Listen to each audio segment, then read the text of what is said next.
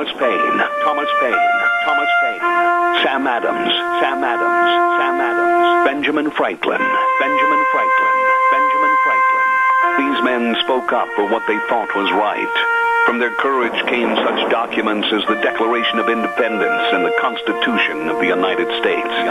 From their willingness to speak what was sometimes unpopular but right, we enjoy such liberties as freedom of speech, the right to keep and bear arms, and freedom of religion.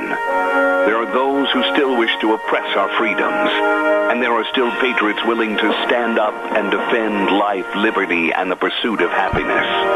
Men like Zeb Bell, who honor our founding fathers and what they stood for. It's now time for Zeb at the ranch, speaking up and defending your freedoms. Brought to you by Magic Valley Les Schwab Tire Centers and all of the other great advertisers on the program. And now, Zeb Bell. Did you hear about the boss that walked into his office and looked at all of his employees and said, "Have a good day," and they all went home? That's another groaner. Good morning, everybody. Here comes Kate Smith, and God bless America, followed by a patriot with our Pledge of Allegiance. Come on, patriots, where are you? Good morning. And a good morning to you. I'm Zeb Bell. Zeb at the Ranch on a Wednesday already, June 19th. Holy moly, things are really flying by, aren't they? And, of course, we're brought to you by our major sponsor, your Magic Valley Les Schwab Tire Centers, all 7 locations with the best of tires for your safe driving. Stop in and see them today, along with some of our great advertisers like Burley Physical Therapy and Rehabilitation at 1263 Bennett Avenue, Suite 2 in Burley, helping you get back to being you. Right now, let's go to the phone line and have our Pledge of Allegiance. Good morning. Good morning, sir. Well, my friend, I pledge allegiance to the flag of the United States of America and to the republic for which it stands, one nation, under God, indivisible, with liberty and justice for all. Well done, Doug. Thank you very much. Appreciate it. And right now we're going to head to the weather forecast. Roger and the crew are over there at K&R Rental on the Burley-Paul Highway. To be exact, 256 South, 600 west of Heyburn. And, of course, don't forget they've got the best of tools and equipment for whatever you need to finish up whatever kind of a project. I mean, even if you're starting to really beautify the outside of your home, they've got all that equipment, garden equipment, lawn equipment, everything, rototillers, mowers, it's all there at K&R Rental on the Burley-Paul Highway. Questions? Give them a call, 678-3122. And right now, here's the weather. Wind is definitely going to be a factor for today. Here's a look at your weather forecast. And for everyone who drives around in semis and big rigs, please be careful. We are going to be in a wind advisory through tomorrow evening. We are expecting steady winds as high as 30 miles an hour, gusts possible of 40-plus miles an hour. So if you're driving an empty trailer, please be careful. Other than that, sunny skies. We are expecting a high of 77 tonight. That breeze is going to continue. Clear skies, low 46 tomorrow. Sunny, windy, gusts again as high as 40-plus miles an hour, cooling off to 64 under sunny skies. And then for tomorrow night, mostly cloudy skies. The winds will continue, hopefully tapering off just a little bit with a low of 38. Then by Friday, sunny skies, winds are going to calm down, and a high of 64. That's a look at your weather forecast for Zeb at the Ranch. Whoa, it sounds a little gnarly and windy out there for the next 48 hours or whatever. And the weather brought to you by our friends at K&R Rental, 256 South, 600 west of Heyburn. Yep, it's no kidding. They've got all the tools and equipment you need. Please, like I say, if you're not sure what you need, that's easy to solve. Call them, 678-3122, K&R Rental on the Burley-Paul Highway. We got a great program today, and we're going to be talking to Dave Bego back in Indianapolis, Indiana, and then we're going to have author John Perrazzo on our program with his book called Betrayal, the Democratic Party's Destruction of American cities. Then at 10:06, we've got the Old Fishing Hole, sponsored by Sportsman's Warehouse. And then at 10:22, we're going to have our Idaho Fish and Game Report. Mike McDonald is going to be here in the studio with us this morning. By the way, don't forget our friends at Ramsey Heating and Electric. Hello, Ramsey's. How you doing this morning at 2600 Overland Avenue in Burley? They open the doors early at 7:30 to 5, Monday through Friday, and literally all your heating, cooling, and electrical needs. All your air conditioning filters, everything at Ramsey Heating and Electric. I want to remind you, they've been in business over 6 decades. They know and they get the job done efficiently and so professionally. Please call them or stop in today. Ramsey Heating and Electric, 2600 Overland Avenue in Burley, 678-0459. Now, I want to reiterate, tomorrow there is not going to be Lunch Bunch. It's next week on the 27th. I don't want anybody to say I didn't say or tell you many, many times. I goofed. It is next week on Thursday there at Denny's Restaurant, America's Diner, 611 North Overland in Burley. Oh, the food. All the great new menu choices for you, your family, and your friends. Everybody stop in. Breakfast, lunch, and dinner anytime, all the time. And I urge you to try some of the new salads. And with add-ons like prime rib and Mediterranean grilled chicken. Woo! Good eating at Denny's Restaurant. 611 North Overland in Burley, the home of Zeb's Lunch Bunch, next week on Thursday the 27th. Thank you. All right, calls are welcome and appreciated. 436-2244, 1-866-927-4587. Wheels over at our station, could you boost the feed line tad, which is a little bit more than a skosh, if you would, please? I'd appreciate it in my headsets. Thank you. For some reason this morning it's a little low. And I want to get into the speech last night that I watched in its entirety. I mean, I watched it from the get-go, from the introduction, from Melania taking the stage first behind the microphone, and then Donald Trump. And I'm not going to get on this program, and I'm not going to lie about the content of any speech, regardless of whether it's a Republican or a Democrat. But some of the stuff that I have heard and some of the stuff, I'm cleaning up my act here, that I have read and watched on television since that speech about what supposedly the content was, they must have been watching, the left media must have been watching a completely different speech than I was. Caller, good morning. You're on the air. Good morning, Zeb. And I didn't get to see all of it, so I'm looking forward to hearing what you had to say. But in the meantime, I didn't think that AOC could get any lower in the gutter than what she is. Well, she did, but I'm going to be talking about that later on this morning, and we've got severe feedback there, Wheels. You got to ride that gain. I'm going to be talking about that later on this hour about AOC, but right now I'm going to steer my boat right towards the speech last night. So, Keith, listen, I'll talk about it, and then you can call back. How's that? Okay. All right, buddy. Thank you. Calls welcome, 436-2244, 1-866-927-4587. Even our wonderful Old Times News newspaper, I just wonder how they stay in business. Some of the stuff that they put in there, you never see a positive story about Donald Trump. He did this good. He did that good. He's working on that. No.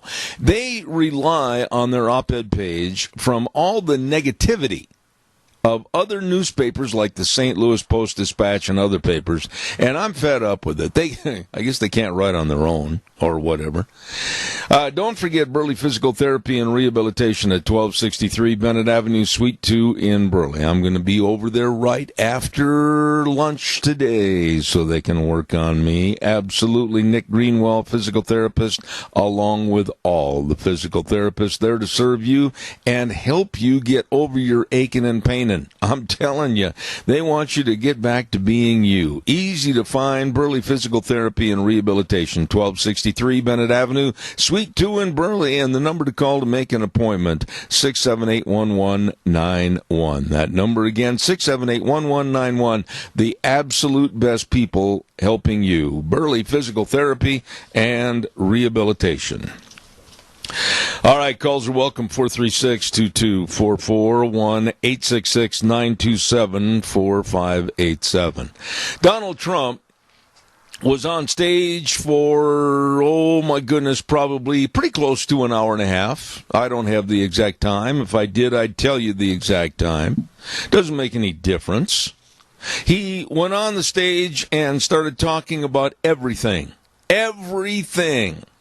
about the past election in 2016 and how he was an underdog that wasn't even looked at. And he talked about Hillary. And he talked about the Russian collusion actually with the Hillary campaign. He talked about everything that he wants to do in the future. He talked about everything from opioids and controlling prescription drugs like opioids, all the way to the possibility of landing on Mars. But in the headline that was underneath the picture in the Times News this morning, it showed a picture of Donald Trump standing on the podium, clapping his hands with the audience. And here's what they said in the headline: Trump kicks off re-election bid at grievance-filled rally. And here's what the first sentence in their paragraph said: jabbing at the press and poking the eye of the political establishment he ran against in 2016, President Donald Trump officially kicked off his re-election campaign Tuesday with a grievance-filled Florida rally that focused more on settling scores than laying out his agenda for a second term. That is a lie. That is absolutely a lie. And for anybody out in the audience this morning that sat and watched that speech, I want you to call and concur with me or disagree with me, because I absolutely watched this speech, I beg your pardon, with my wife. And it had its moments naturally where he was talking about the sinister and evil ways of the Democrats, but then he laid out everything that he wanted to do on immigration, the economy, and even, like I said, from opioids to going and landing on Mars in the future for more fulfillment of our space program. And this comes out and says settling scores more than laying out his agenda for a second term. That is a lie. And this all the more solidifies, absolutely lays it in concrete, the evil, stupid left and the media's distortion of the facts. Now, I want to have a caller that watched that thing last night in Florida, that rally with over 20,000 people. And I want you to call and tell me your take on it, please. 436-2244, 1-866-927-4587. I could not believe it when I woke up this morning and heard some of the garbage, literal garbage, from CNN, MSNBC. You can't expect much from them anyway. But it was completely devoid of facts. And it was not the speech that I saw last night. I saw people jumping up and down with optimism. I saw people waving flags and banners. What in the world? Grievance-filled? Call me, 436. If you don't share your thoughts, then I'm really concerned that you don't care. This next election is so critical. We cannot put the likes of Bernie Sanders, Kamala Harris, Joe Biden, any one of them. They are, I'm going to say it, and I don't care if you're offended by it or not. They're evil. And they represent evil. Calls welcome, 436-2244, 1-866-927-4587. I want to urge you to always take care of your pets and animals and keep them in the most healthy conditions that you can. That's what you've got them for. I mean, don't abuse or let them get sick and not take care of them, for heaven's sakes, or get a cut and not take care of it. That's where Ark Animal Hospital comes in at 750 21st Street near Connection Credit Union in Heyburn. Dr. Bill and the whole crew over there serving you, whether you got little bitty puppies or you've got great big herd of dairy cattle, horses, all the flies and tick problems out there, everything. I urge you to call the best and let them help you and the health of your animals. Ark Animal Hospital in Heyburn, number to call 678-1177. They do have the warm hearts for the cold noses. Don't forget, too, on Mondays, we give away a dozen cookies at 8:30 sharp on Mondays to Sophie's Chatterbox. Delicious bakery, delicious restaurant, and you might be the lucky winner on Mondays at 8:30. Sophie's Chatterbox, 530 East Street in Rupert. Really, really good. All right, calls are welcome and appreciated. 436-2244, 1-866-927-4587.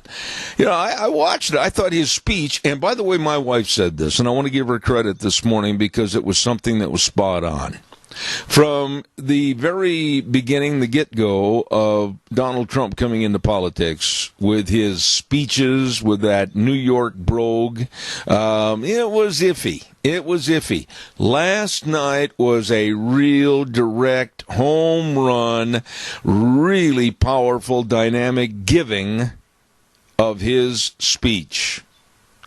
And like I said, there were over 20,000 people in that auditorium. And there was a nice touch to that speech last night that I really appreciated.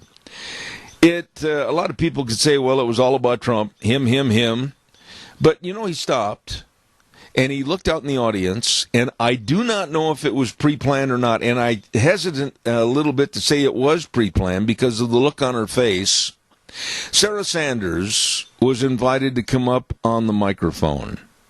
And she recently left the press secretary position of the White House.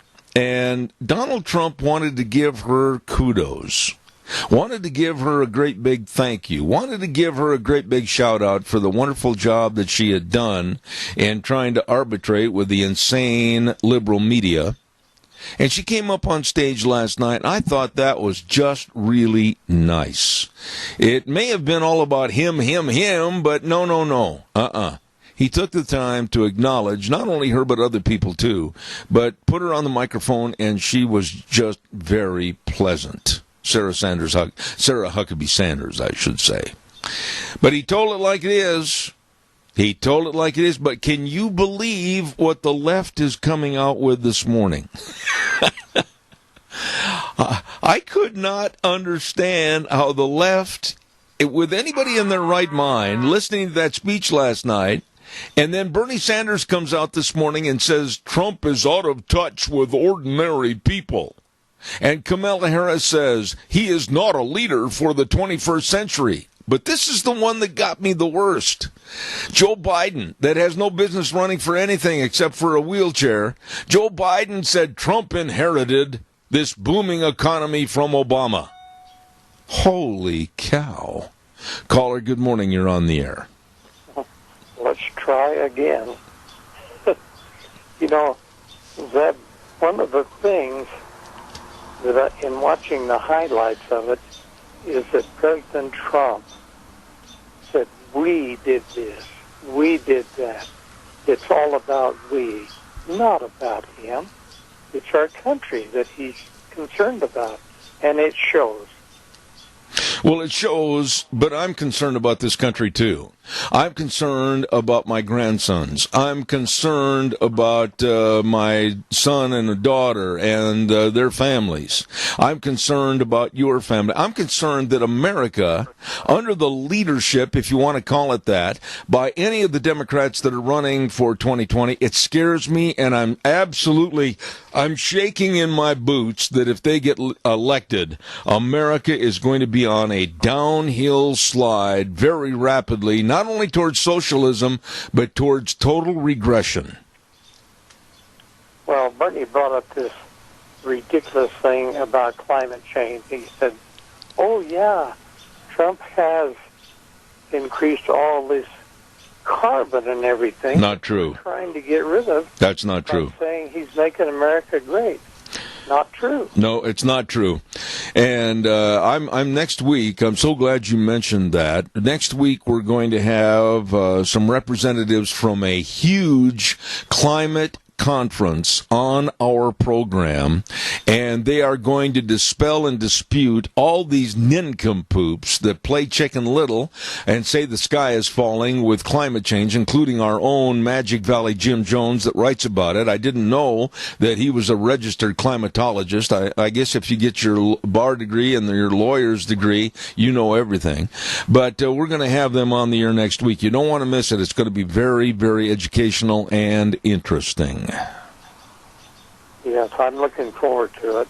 Everything that they say about this climate change is simply not true. Like the icebergs melting? No. Sure, they melt. Some of them every year. But they're more increasing than they are dissipating. And that is true. There's been scientific study that tried to put this word out, and many of the networks did not want to put that story and didn't put that story on their program because it absolutely was against the holy grail of global warming and climate change. So that tells you and shows you how phony and absolutely non-believable the media is. Yeah, it just goes to show you, if you always tell the truth, you don't have to remember what you said. There you go. I appreciate it, Keith. God bless you, man. Thank you very much. Calls welcome. 436-2244, 1-866-927-4587. You imagine, look at the Democratic Party. Now, a lot of people have said, oh, you're really picking on the Democrats. You're doggone right I am, because they don't have anybody of any value, any worth, or any common sense running. Nobody. And when you have the likes of Joe Biden, that's for some reason he's playing like a groundhog and he only comes out occasionally, and he's still leading the rest of the Democrats, that ought to tell you something about the quality and net worth of all those people. And he comes out and says, well, Trump inherited Obama's booming economy. Really? And then Kamala Harris, there's a gal for you. She comes out and says, well, he's not a leader for the 21st century. Those over 20,000 people last night at that rally, they saw it differently. And Bernie Sanders saying Trump is out of touch with ordinary people. Now, explain to me what an ordinary, underline that word, ordinary person is. Is it somebody that goes in lockstep with a party and their viewpoints? Or is it someone that stands up and cheers the fact that we're trying to get back to our constitutional and moral and decided values that made this country great? Calls welcome, 436-2244, 1-866-927-4587. I've got to catch up here quickly and wait for your call. I want to remind you about Rain for Rent. Hello, Jake. He's over there in his office right now, probably waist deep in paper of trying to serve everybody. I'll tell you what, Rain for Rent, a Reinke Diamond dealer, and they know irrigation and can help you with yours. Please remember, they've got a dedicated sales and service staff that know very well educated in all aspects of irrigation, and they can help you. They will help you. Number to call, 438-5065. They're located at 134 South, 600 West of Paul, and believe me, they get there early in the morning to better serve you, especially during this irrigation season. You get a hold of them today. Rain for Rent in Paul. Very good and professional people. Let's see what else have we got cooking here real quick. Oh, the regatta's coming up in just a matter of days, literally. And, of course, if you're not ready for it, you better be. It's coming up on June 27th, 28th, 29th, and 30th, right there at the Burley Golf Course Marina. Oh, my. It's going to be starting on Thursday, June 27th, with the show and shine right there on the Rupert Square. You can get up close and personal with all those beautiful boats. Some of these boats go up to 140 miles an hour. 140 miles an hour on the water. Whoa. And then next day, Friday the 28th, the big boat parade in Burley. And then, of course, racing starts on Friday afternoon and goes all the way through Saturday and Sunday. You better check it out. Go to idahoregatta.org. Get your tickets now. And special rates for veterans and seniors, 62 and over. Check it out. Please, we'll see you at the world-famous Idaho Regatta. All right, calls are welcome, and I really mean that. 436-2244, 1-866-927-4587. If you're not aware of it, you need to be. There is going to be, and we covered something close to this story on Monday, and I'm not going to let this issue die. My daughter, when she was in high school and college, and I know this may sound bad to some of you out there in the radio audience, but I'm going to tell the truth. Toby was an outstanding girls athlete. She was outstanding in track, basketball, volleyball, and high school rodeo. She was outstanding and won many, many, many awards. But I have said for a long time on this program, I'm going to defend girls' athletics. I absolutely am in defense of the Title IX theory of creating more of an equal playing field for girls' athletics with men, as long as both can prosper and grow. And to let transgender males, sick, perverted transgender males, come in and destroy girls' athletics is absolutely appalling to me, and I will not back up. Now, let me give you a fact. I am not saying this. It was written by Peter Hasen with the Daily Caller press releases. Underline that word every Democratic presidential candidate polling above 1%, they are supporting a bill that would force schools to include male athletes who identify as transgender girls on female sports teams. Right there is something to go to the polls and absolutely not vote for a Democrat. The bill would force public schools to expand female athletic teams to include biological males who identify as transgender girls. Now, the top 7 Democratic presidential candidates in Real Clear Politics running average of primary polls have all publicly endorsed the legislation to let transgender males compete on the girls' teams. You want to vote for Joe Biden? Think about this. He is in favor of what's called the Equality Act, and he said that the bill is long overdue and will ensure LGBTQ Americans are treated with the dignity and respect they deserve. Oh, really? What about the girls? What about real girls? Where's the respect for them and the dignity for them? What about Bernie Sanders? He's in favor of having the Equality Act go in. Massachusetts Senator Elizabeth Warren said she will fight tooth and nail to get it passed if elected. And then here's California Senator Kamala Harris saying that it's pivotal part in ending homophobia and transphobia and moving our culture forward to be more inclusive and respectful. Inclusive and respectful of girls? No. It's going to hurt and be regressive for any and all girls involved in athletics. Enter newspaper story. School athletes register complaint and are suing. 3 Connecticut girls who run high school track have filed a federal discrimination complaint saying a statewide policy on transgender athletes cost them top finishes in races and possibly college scholarships.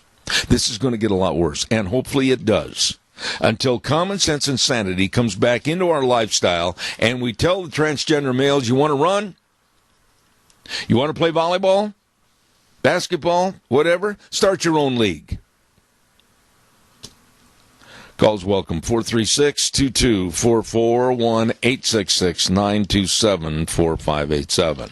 This absolute destruction of common sense in this country has got to stop. Don't forget, it's right around the corner. The 2019 4th of July schedule for the big Rupert celebration on the 4th of July. Oh, boy, you talk about fun.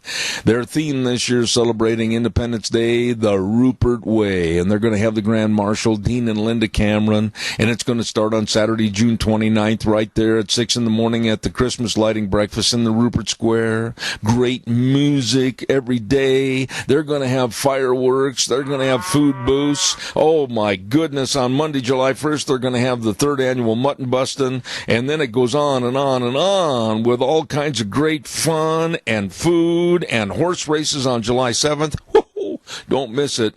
2019 4th of July schedule of events and fun at the Rupert 4th of July celebration. Caller, good morning. You're on the air. Good morning, Zeb. Back in the mid-'40s when I was in high school, we had gay guys and lesbian girls, but they did not play on the opposite teams. The lesbian girls were on the girls' teams, the gay boys were on the boys' teams. And nobody ever questioned it. There was never a problem.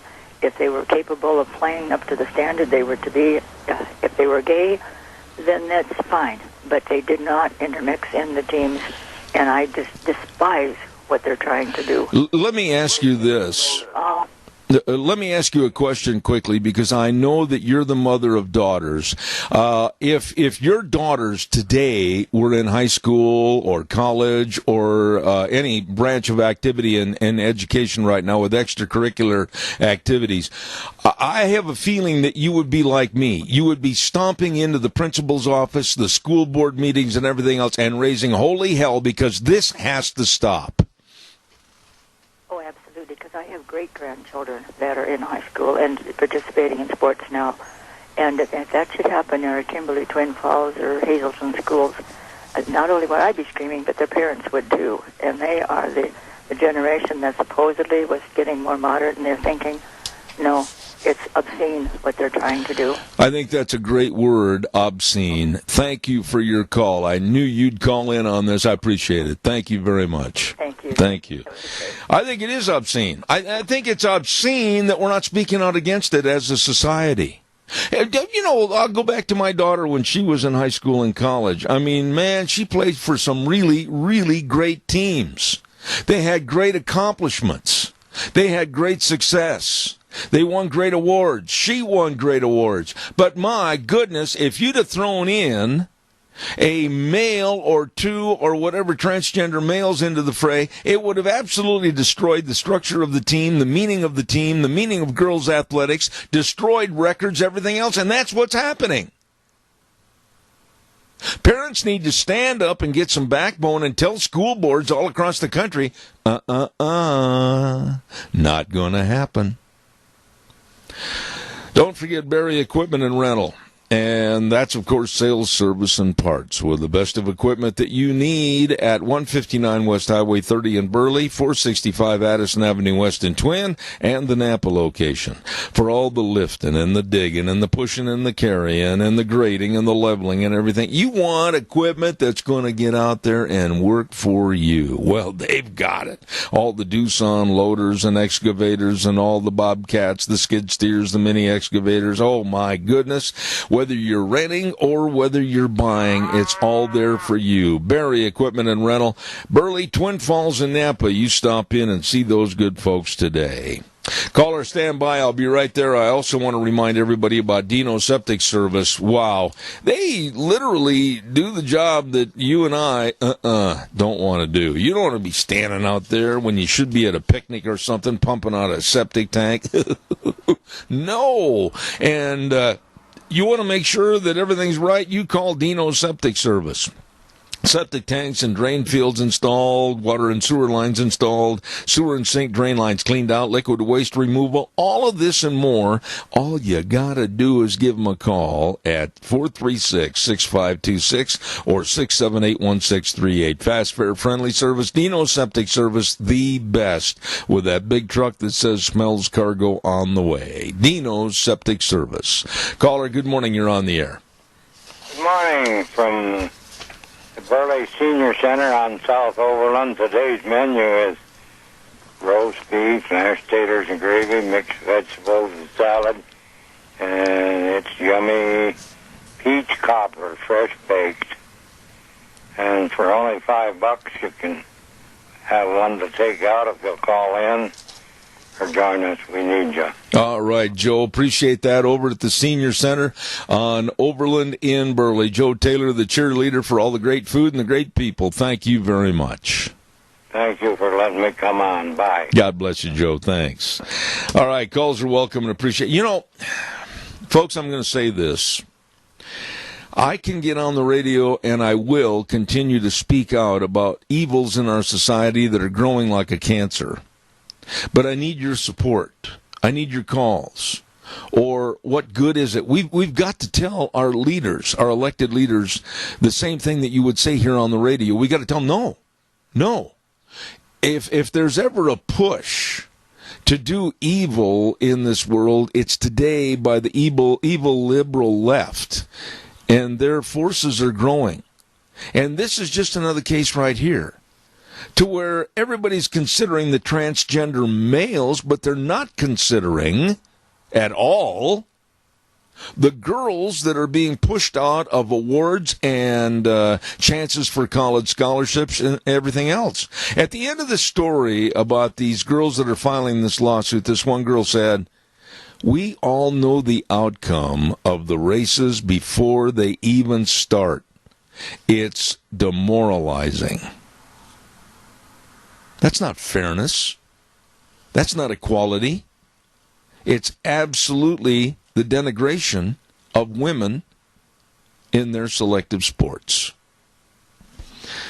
Calls are welcome, 436-2244, 1-866-927-4587. I'm going to do the weather forecast, and when I come back, I am going to talk about Alexandria Ocasio-Cortez. Now, I had a call, I think it was 2 days ago, and evidently this was a Alexandria Ocasio-Cortez lover, and this woman said, "Oh, she's such a wonderful asset to politics, and she's so good to be refreshing." I thought, are you nuts? She is absolutely disgusting. She is stupid. And she is ridiculous in what she says, without any facts to back up what she says. Alexandria Ocasio-Cortez, and she keeps digging deeper to hit new lows. We're going to talk about that in just a minute. Right now, it's time for our weather forecast, and the weather is brought to you by our dear friends at Mount Harrison Audiology and Hearing Aids, and they're located right behind the Minidoka Hospital, across from the emergency room. I urge you to call them at 312-0957 and make an appointment. If you've noticed that you're having a hard time hearing, or you keep saying, what, whatever, and various sounds aren't coming through to you, you better get a hold of them today. They are the best at what they do in serving your hearing health. That number again, 312-0957. Mount Harrison Audiology and Hearing Aids. And right now, here's Gina with the weather. Wind is definitely going to be a factor for today. Here's a look at your weather forecast. And for everyone who drives around in semis and big rigs, Please be careful. We are going to be in a wind advisory through tomorrow evening. We are expecting steady winds as high as 30 miles an hour, gusts possible of 40-plus miles an hour. So if you're driving an empty trailer, please be careful. Other than that, sunny skies. We are expecting a high of 77 tonight. That breeze is going to continue. Clear skies, low 46 tomorrow. Sunny, windy, gusts again as high as 40-plus miles an hour. Cooling off to 64 under sunny skies. And then for tomorrow night, mostly cloudy skies. The winds will continue, hopefully tapering off just a little bit with a low of 38. Then by Friday, sunny skies. Winds are going to calm down and a high of 64.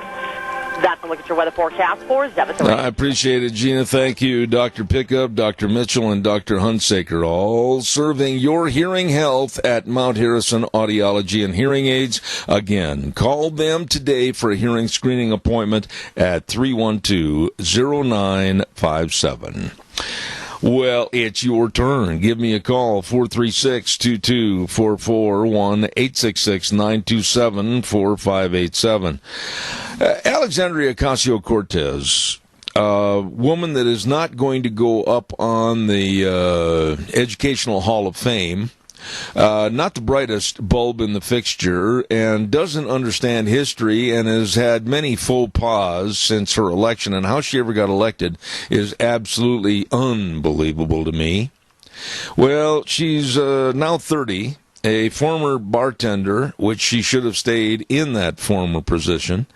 She is a very disgusting person and says things that are completely void of any fact. Basically, they're fiction. And now she's coming out and accusing our Border Patrol and people on the border of running concentration camps comparable and similar to what Hitler ran in World War II.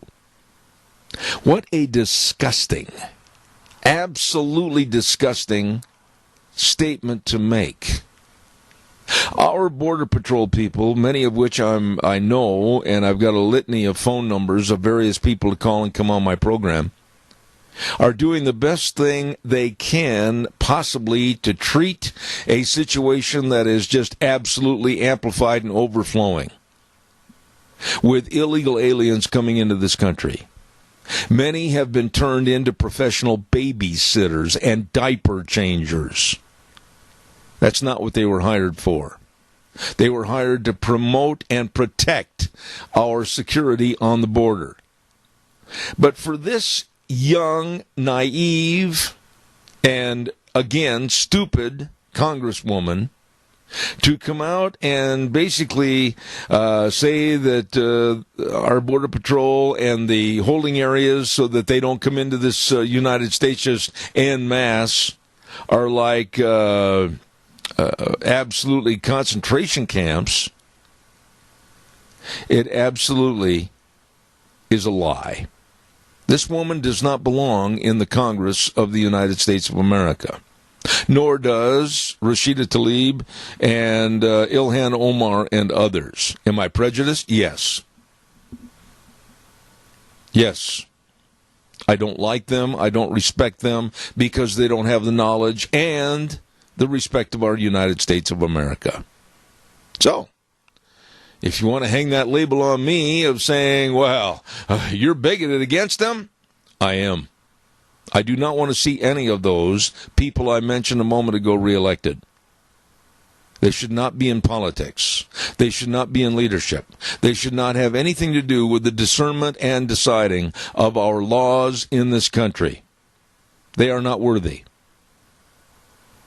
Calls welcome, 436-2244, 1-866-927-4587. ICE is finally going to start to do their job next week, and I'm shouting and going, yay, yay, yay, it's about time. Illegal aliens that have overstayed their visas and are here after they've been told no to asylum through the courts are still here. They are going to be rounded up, and possibly it might go into the high thousands, even millions, by ICE, and sent back to their home country. Oh, a lot of you bleeding heart liberals out there are going, oh, those poor people. No, they broke the law. and, quite frankly, have been living perhaps on our dime. They're going to begin the process of removing the millions of illegal aliens who have illicitly found their way into the United States. And they will be removed as fast as they come in here. I think it's a good thing. We need to start thinking more about us, the United States. Us, the elderly. Us, our absolutely almost in shambles health care, if you will. Us, with how our senior citizens are going to try to make it in their senior years. The abortion issues, everything else. Us has got to start coming first.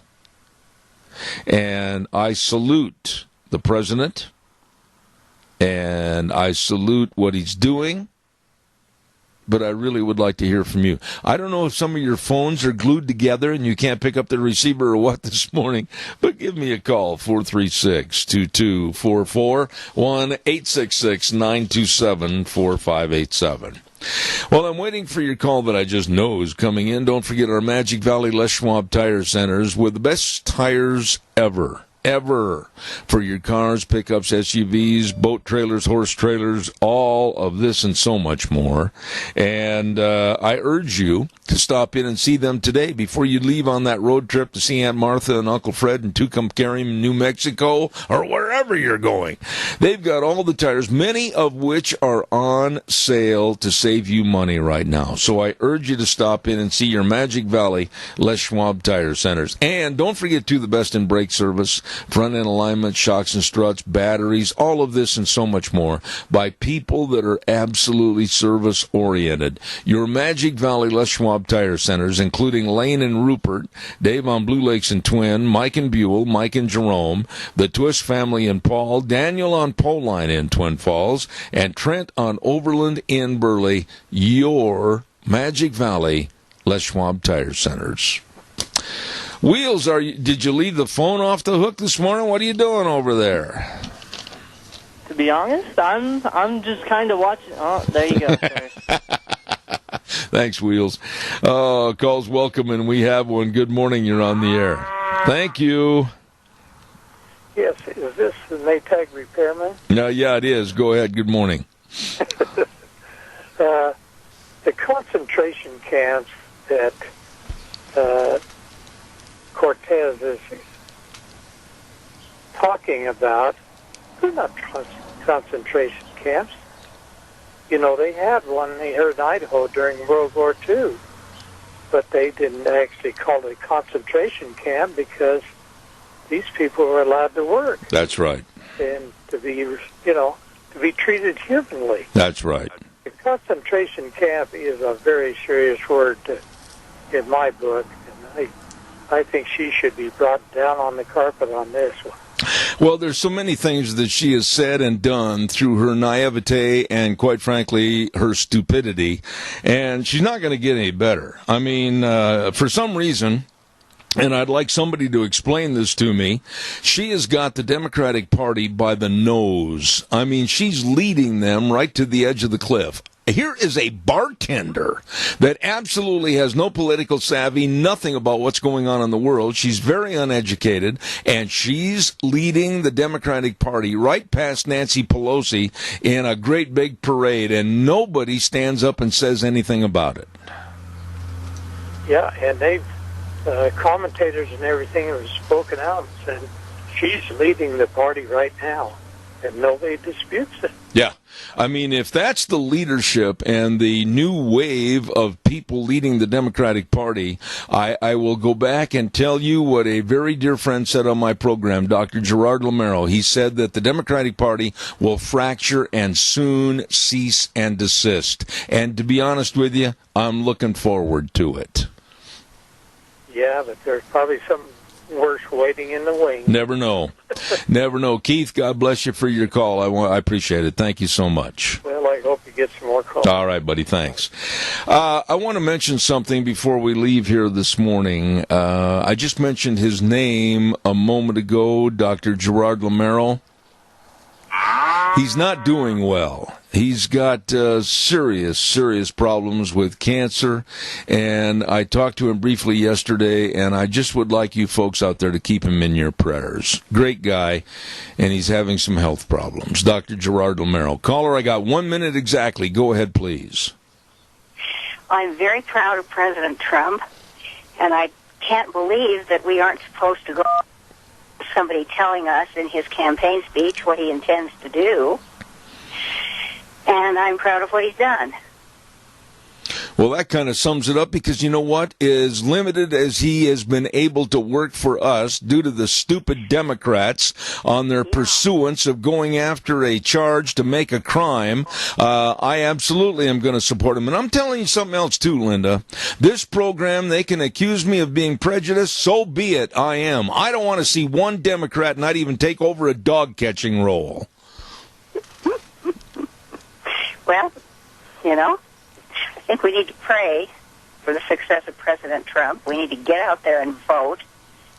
And we need to let people know what we think. God bless you. You're a good lady, always have been. Thank you. Thank you. All right. Sweet. All right, Linda, thank you very much. By the way, I got to say something really quick. The world's greatest cartoonist, and I love this guy and all of his work. Paul Peterson had a birthday yesterday. Happy birthday yesterday to Paul. I hope you had a wonderful day with a great big piece of cake. And my oldest grandson, Dawson, is going to have a birthday on Friday, and I hope he's listening this morning. Happy birthday, buddy. You are something else. Thank you very much. Now to the news. I'll be back in about 7 minutes. Oh, good morning. And it's a little breezy out there. I just saw somebody's hat blow by my yard. Oh, good morning, Zeb at the Ranch. I'm Zeb Bell with our major sponsor, your Magic Valley Les Schwab Tire Centers, all 7 locations serving you with the best of tires for your safe driving this summer. Your Magic Valley Les Schwab Tire Centers. Don't forget, too, some of our great advertisers like Burley Physical Therapy and Rehabilitation at 1263 Bennett Avenue, Suite 2 in Burley, helping you get back to being you. Right now, Wheels is ready for this good word for Western Waste. From the canyons of the Snake River and all across southern Idaho, we're always at your disposal. Western Waste Services, we care about our community, our resources, and this great land. Western Waste Services is lending a hand, always at your disposal. Western Waste Services, always at your disposal, and it's true. You need to clean out the garage, you need to clean out the basement or my office. Well, you need a dumpster. They've got dumpsters in various sizes. They'll bring one out, you fill it up, they'll come and get it. Oh, my, great service to you from Western Waste Services. Always at your disposal. Call the number today, 734-6969, Western Waste Services. Want to remind you, too, don't forget, every Monday, we have at 10:30 Vicky's Country Garden with a show called Green Thumbs, Dirty Knees, and Vicky's Country Garden. Don't forget, Vicky's located at 185 South, 600 West of Paul. For all your gardening needs, don't forget Vicky's Country Garden. And a big thank you and shout out to some wonderful, wonderful people serving you and your family over at Hanson Mortuary at 710 6th Street in Rupert. When there is the passing of a loved one, they always acknowledge the solemn responsibility that they have to provide the families they serve the best possible support and comfort, and always upholding the highest ethical standards with unquestioned integrity. Ladies and gentlemen, please remember the number and call 436-5636. That number again, 436-5636. Hanson Mortuary, 710 6th Street in Rupert. And Joel Heward also serving you and your family at Morrison Payne Funeral Home on East Main in Burley. It's Wednesday. And right now we get a chance to visit with a very, very dear friend. I talked to him the other day, and good to have him back on the program this morning. Dave Vigo in Indianapolis, Indiana. How are you? I'm doing good, Zeb. How you doing? Well, I'm going to start off with a subject that I hope that you had a chance to watch the big rally last night in Florida, and I absolutely thought it was Trump's best speech. I thought he really had all those people right in the palm of his hand, over 20,000. What were your thoughts? Yeah, I thought he did well, and I thought he was very professional about it, and that's what he needs to be because, when you look at what people feel about him, that he's too abrasive and stuff like that. And in fact, I had breakfast this morning with a guy that's liberal, and he was still saying that he thinks Trump's still too abrasive, but he didn't watch last night. And I think Trump's going the right way, and I think it's going to start showing in the polls and people behind him in that. And I think the Democratic Party, more and more of them are starting to lean towards being more moderate because I think his personality is starting to soften up a little bit. I will say this, and it's not meant to be arbitrary or argumentative with you personally, but I don't care if he's abrasive or not. If he's getting the job done for the American public, I don't care if he's a dog on a leash that wants to bite somebody. Well, Zeb, as I've told you before, when I fought the SEIU, I learned that I had to, and I did things very professionally in that, and that allowed me to get people on my side that, were behind the SEIU and stuff like that, and I exposed them, in a professional way, and people kind of woke up to the fact that the SEIU was not being professional and not telling the truth all the time. Well, I think you will concur with me that we're not all Dave Beagle, we're not all Zeb Bell. And if it's his manner to do things in that way and fashion to get things accomplished, whether he's a businessman or president of the United States, I don't think it's fair for us to criticize his personality in hopes that he's going to change to be like other people. You have to accept the person's personality and see the job that's being done. Well, I understand what you're saying, but I also know that if you're going to move forward in life and move up and do things, you have to be able to adjust. You just can't be who you are all the time. And I've been through that in business and sports and, personal life and other things. And I just, I like to see people that have the ability to step back and be flexible and learn new ways to do things and, improve who they are and move forward in life. Oh, so you're saying then that Alexandria Ocasio-Cortez still has some hope? No, I'm not saying she does. I don't think she has the vision to move forward, which is sad because I think we need all people to do that. I think she kind of looks down a tunnel all the time instead of broadening her eyesight and what's going on and how to look at things. And, that's one thing, with our companies that we talk to people about all the time is that we don't want you to have tunnel vision. We want you to step back and have a wide vision and understand what it takes to be successful in what you're doing. Absolutely. Wheels, when Mr. Beagle's on the air speaking, please turn him up a little bit in my headsets. I'm having, for some reason, some difficulty hearing this morning. Dave, this woman that we just talked about, Alexandria Ocasio-Cortez, is not only just her, but also Ilhan Omar, and we've got Rashida Tlaib and others of a new ilk of people that are representing our Congress that are absolutely almost traitors to the other side, the enemy side. And they're getting all the press and all the ink with the leftist news media. I don't want them in office, and I'm going to do whatever I can, even out here in the state of Idaho, to see that they're not reelected.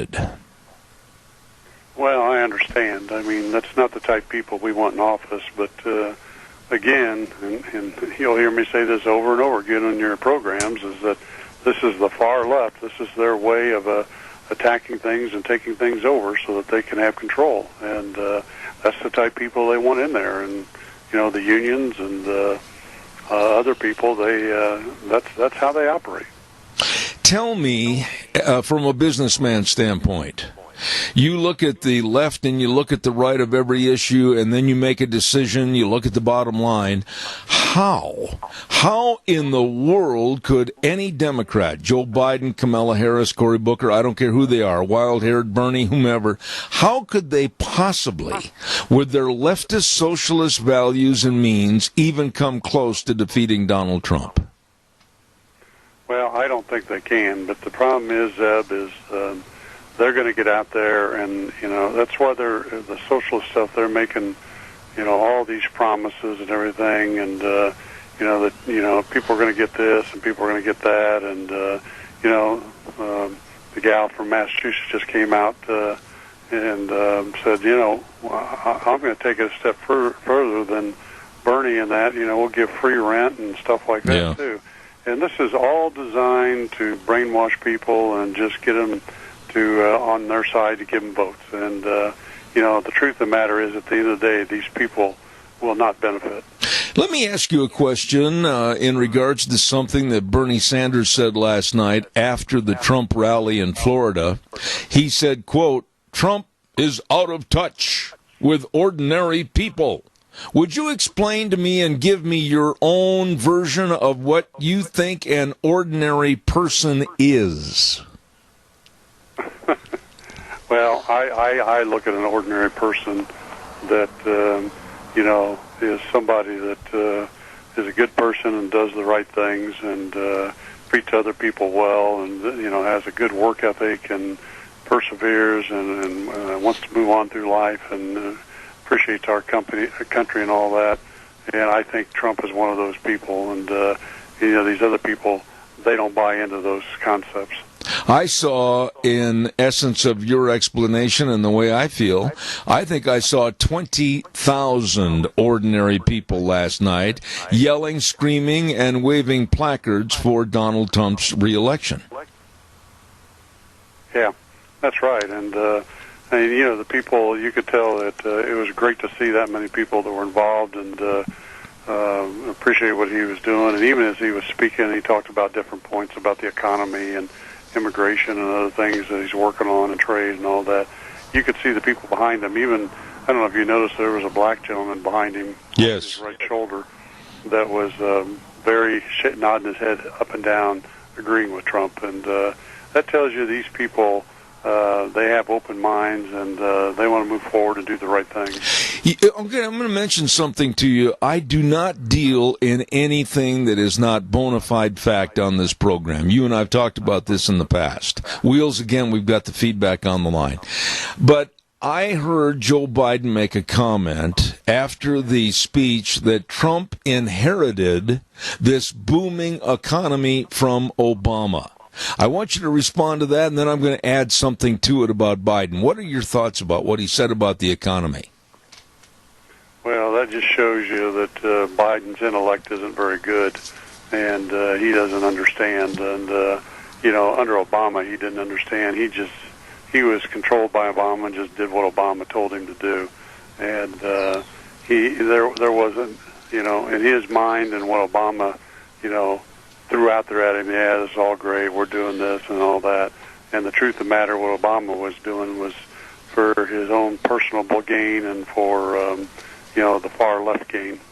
Okay, now, I talked to, and I will not mention any names when I mention this little scenario, I talked to a gentleman that is very, very close to the political winds that are blowing in Washington, D.C. And we were talking about Joe Biden. And this person told me, he said, one of the things, and he said this is speculation on my part, but this man is fairly well known in political circles. He said, one of the things I think that's going on with Joe Biden is that he's not well. He's not healthy.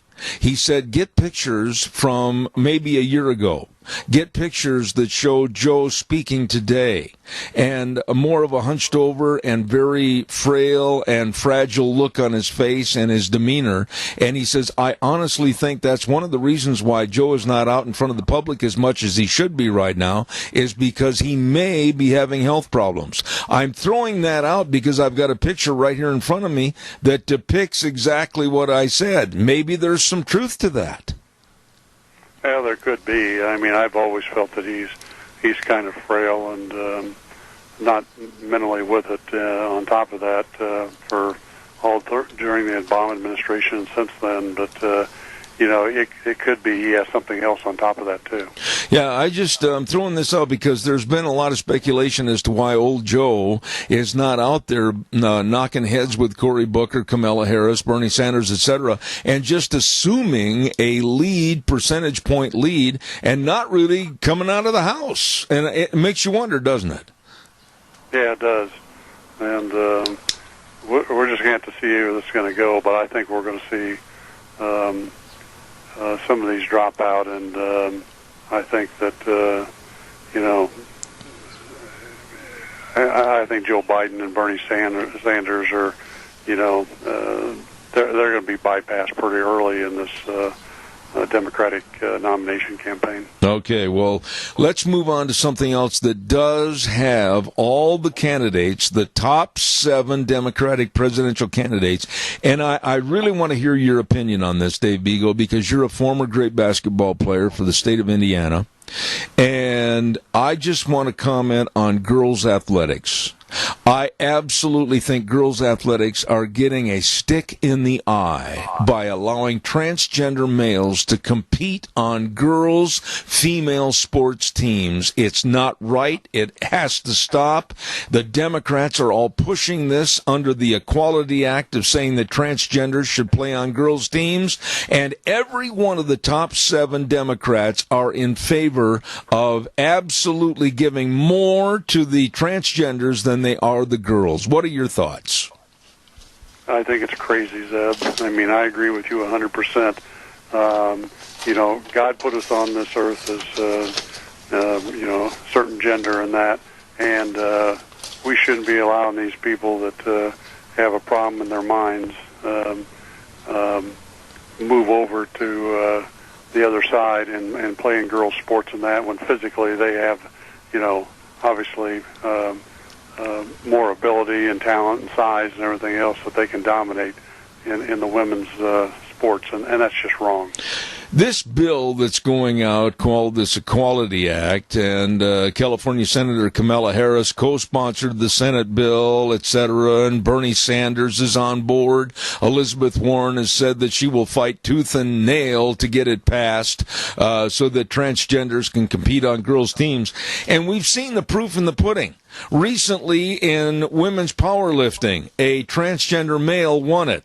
Recently, in Hartford, Connecticut, 3 high school girls in Connecticut, they lost their chance to go to the top races and possibly college scholarships because transgender males were involved. This has got to stop, and I'm calling on all parents all across the United States to be outraged, pick up a pitchfork, and demand that this nonsense stop. Well, I agree with you 100%, and we've got to push back and stop this stuff. And if we don't, it's a sad day for the women in this country. Absolutely. One other issue I want you to comment on this morning is that last night in the speech, and then previous to the speech, it's been brought out that finally, ICE is going to get to do their job. ICE is going to start getting people that absolutely are here illegally, absolutely have defied the court system, absolutely should not have been here in the first place, and ICE is going to start deporting these people. Your thoughts? Well, I think that's what we need to do, and we should have been doing years ago. And unfortunately, the reason it's not is because the left, they want these people coming in because they use them for votes, and that's what this is all about.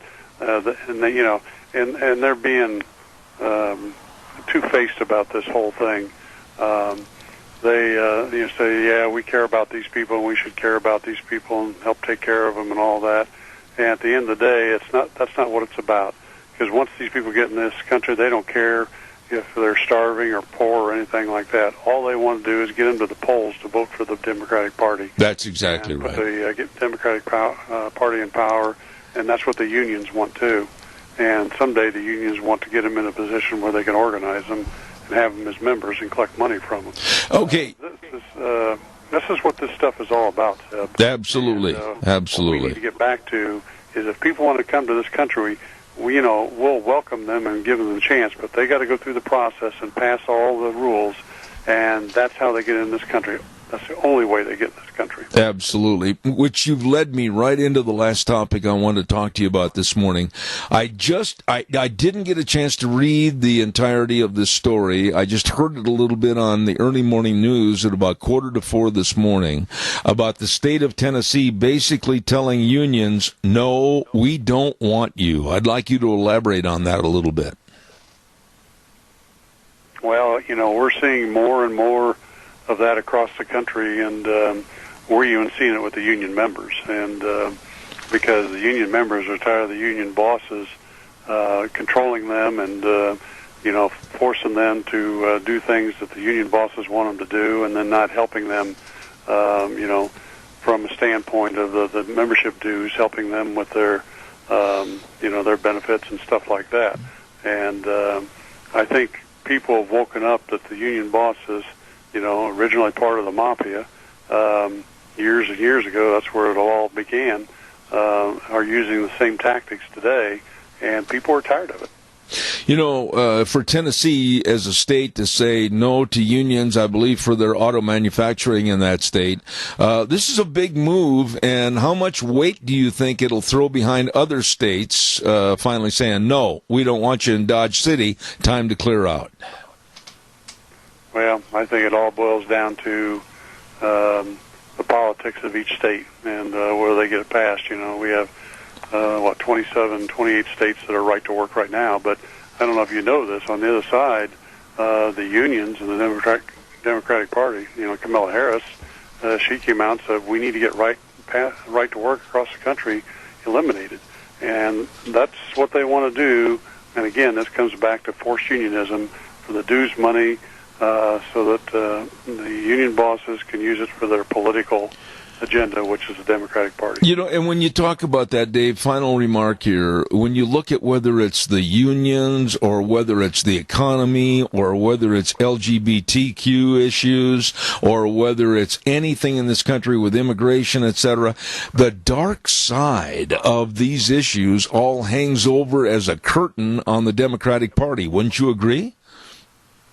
Yeah, I agree, and more and more people are waking up to that. Like I said earlier, and there was a poll or an article that came out earlier today or yesterday that more Democrats are starting to wake up and move to the more moderate side of things and away from this stuff. And I can tell you, there's a lot of union members out there that are moving away from it. They don't want their politics to be controlled by the union bosses because they don't agree with them. Absolutely. Well, David, the NBA Finals over. I will say this. I want you to give me your remarks. I thought the Wounded Warriors, and that's a good way to put it, they put their best foot forward, the best they could with limited supply of talent on the floor. They gave it a real go. What were your thoughts? Well, yeah, they did, but, that's part of sports, as you know, Zeb.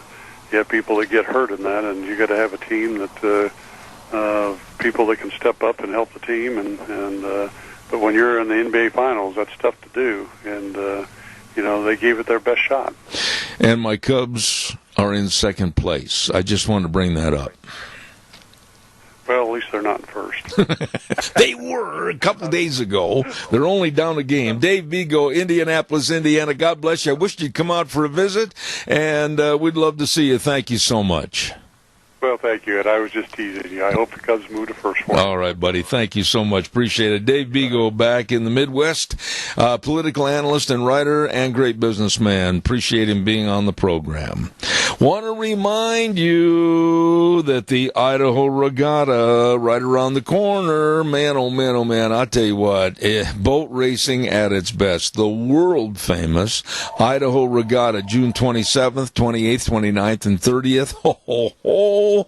I'm telling you, they're going to have a lot of fun. All down at the Burley Golf Course Marina, and they're going to have so many different classifications of boats. Some of these boats, like Lewis was telling us the other day, they go up to 140 miles an hour. 140 miles an hour on the water? Look out, fish. I'm telling you, it's going to be exciting. It starts on Thursday the 27th with the show and shine on the square in Rupert. Friday, the great big boat parade in Burley. Racing on Friday afternoon, Saturday and Sunday. Don't miss it. Go to idahoregatta.org. Get your tickets now for a world-class event, the Idaho Regatta. Also, I want to take some time here and talk about our friends over at Lee's Furniture, Floors, and More. Hello, Jeff and the whole crew over there at Lee's Furniture, Floors, and More.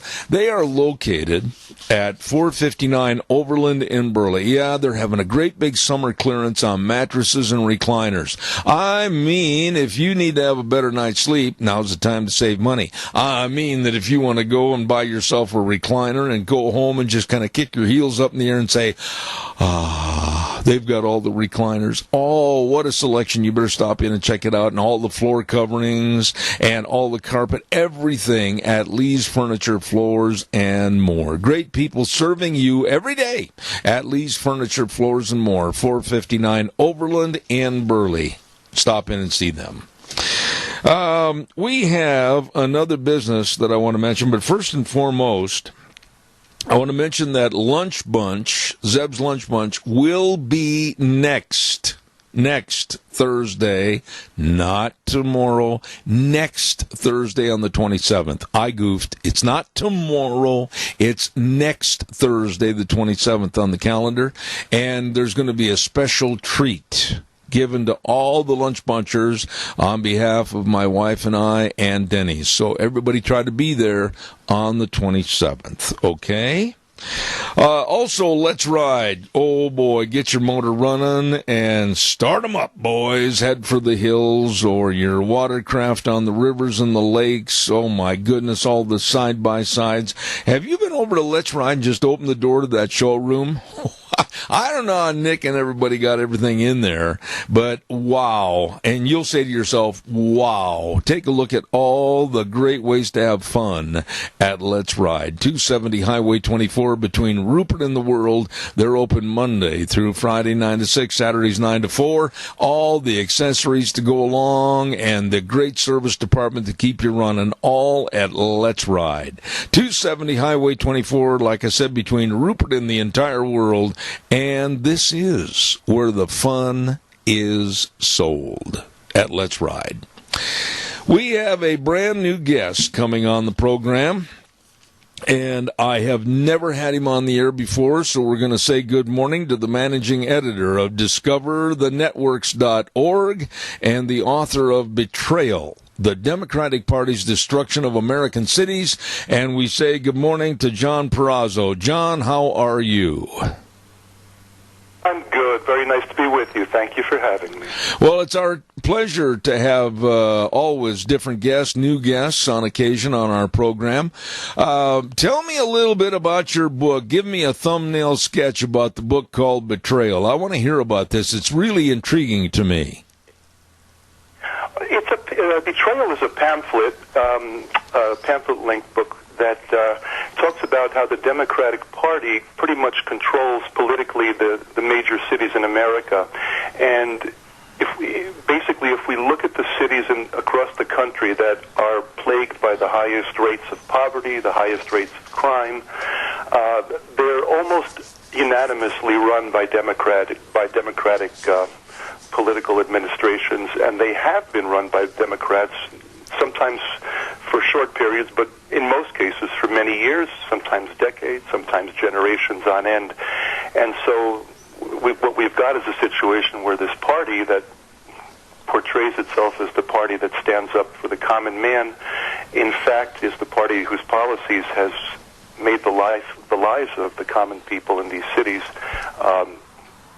very, very unhappy and very, very plagued with all kinds of trouble. Now, John, I don't mean to sound naive when I say this, and I'm not. Believe me, I know the answer to this question, but I want to hear your remarks.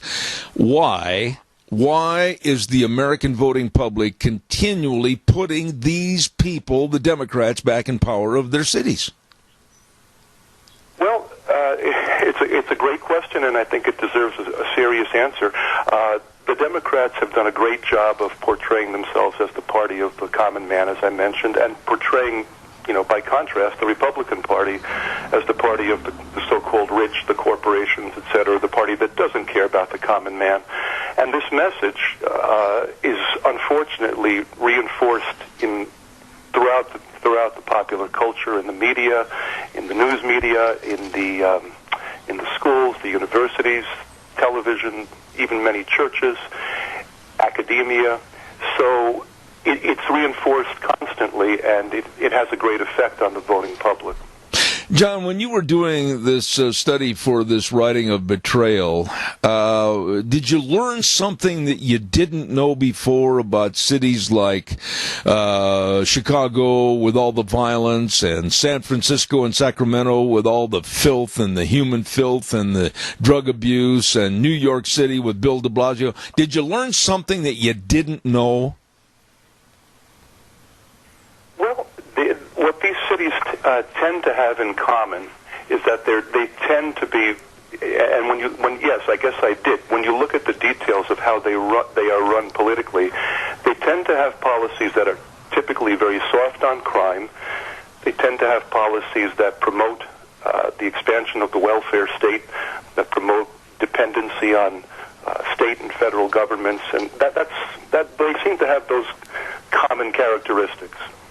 Okay, now, on the information sheet that I had from your publicist was a conversation about the Central Park Five that were murderous thugs, and I'd like to have you explain for my audience what we're talking about. Please take some time and lay that out for us. This goes back to a case from 1989 where a group of 30-plus black and Hispanic teenagers raped a white woman in a case that made big headlines. But the reason it's back in the news now is that there's a Netflix series by Ava DuVernay who portrays these people as innocents who did nothing wrong. Oh, my. That's why it's back in the news. Well, explain how in the world could they go from being the murderous thugs to the portrayal of not doing anything wrong? That's something that you got to share with us. Well, Ava DuVernay has a Oh, Wheels, can you try to reestablish that call? I think somebody hit the button, if you would, please. Yes, sir, will do. All right, thank you. All of a sudden, he went into the great phone line in the sky, and we lost him, and we certainly hope we can get him back. I heard a click on the line, and we'll try to get our friend John Perazzo back on the program. While we're waiting for the reestablishment of that call, I want to remind you, too, about Cameron and Siemens Insurance, Highway 24 in Rupert. You know, they're easy to find going into Rupert, right there on that little curve, and Cameron and Siemens Insurance. Life insurance, health insurance, retirement planning, employee benefits, all of this and more by people that really, really care. They're accessible and devoted to serving you and your family and your business. I urge you to give them a call and find out more. 436-4424. That number again, 436-4424. Cameron and Siemens Insurance, Highway 24 in Rupert. Wheels, do we have our man back on the air? Yes, sir, we do. All right, thanks, John. The miracles of telephone lines, cell phones, and everything else, we got cut off. I apologize. You were just starting. It's good to be back with you. Well, it's a treat to have you back, and I will say this. You were just starting to tell us about the Central Park Five. Tell us a little bit about this case, what happened, and why some people are trying to exonerate them. Well, these young men, these five young people, the night that this happened back in April of '89, within the next couple of days after they were apprehended, they all gave very vivid testimony, proving that they were beyond any doubt the assailants who attacked this woman. Not only that, but they were also the assailants who attacked 7 or 8 other people in the park just during the half hour or so prior to their attack on this woman. Oh my! Their testimony about these various attacks were fairly consistent, very consistent in some cases, and they admitted that in the case of this particular woman that they charged at her, they lay in wait and waited for her to come past a certain point in Central Park. They stomped her, they kicked her, they stripped her of her clothing and undergarments, and they also, the question arises whether did they actually rape her. None of them confessed to having physically penetrated the woman, but they did implicate one another as having done so. And in at least one case, the person confessed to having actually disrobed himself partially below the waist and performed a simulated sex act on the woman. So these are people that knew what happened to this woman. They knew that she had been beaten to within an inch of her life. They claimed responsibility. They gave testimony in interrogations that were done mostly on video and mostly with their parents present because they were minors in most cases. So these are this was pretty solid evidence. And what's happened now is that I don't know if you want to jump ahead, but 13 years later, a lifelong convict who had been in prison for rape and murder came forth and claimed to have been the actual rapist, and his DNA did match the DNA inside the victim. Oh my! But again, that does not prove that the others did not assault her in the various ways that they did, because their testimony was extremely vivid and not coerced. Well, why would a filmmaker, in namesake of Ava DuVernay, why would they want to look at this case and basically purge and turn into a vanilla icing on the cake of these guys did nothing wrong? I don't understand that.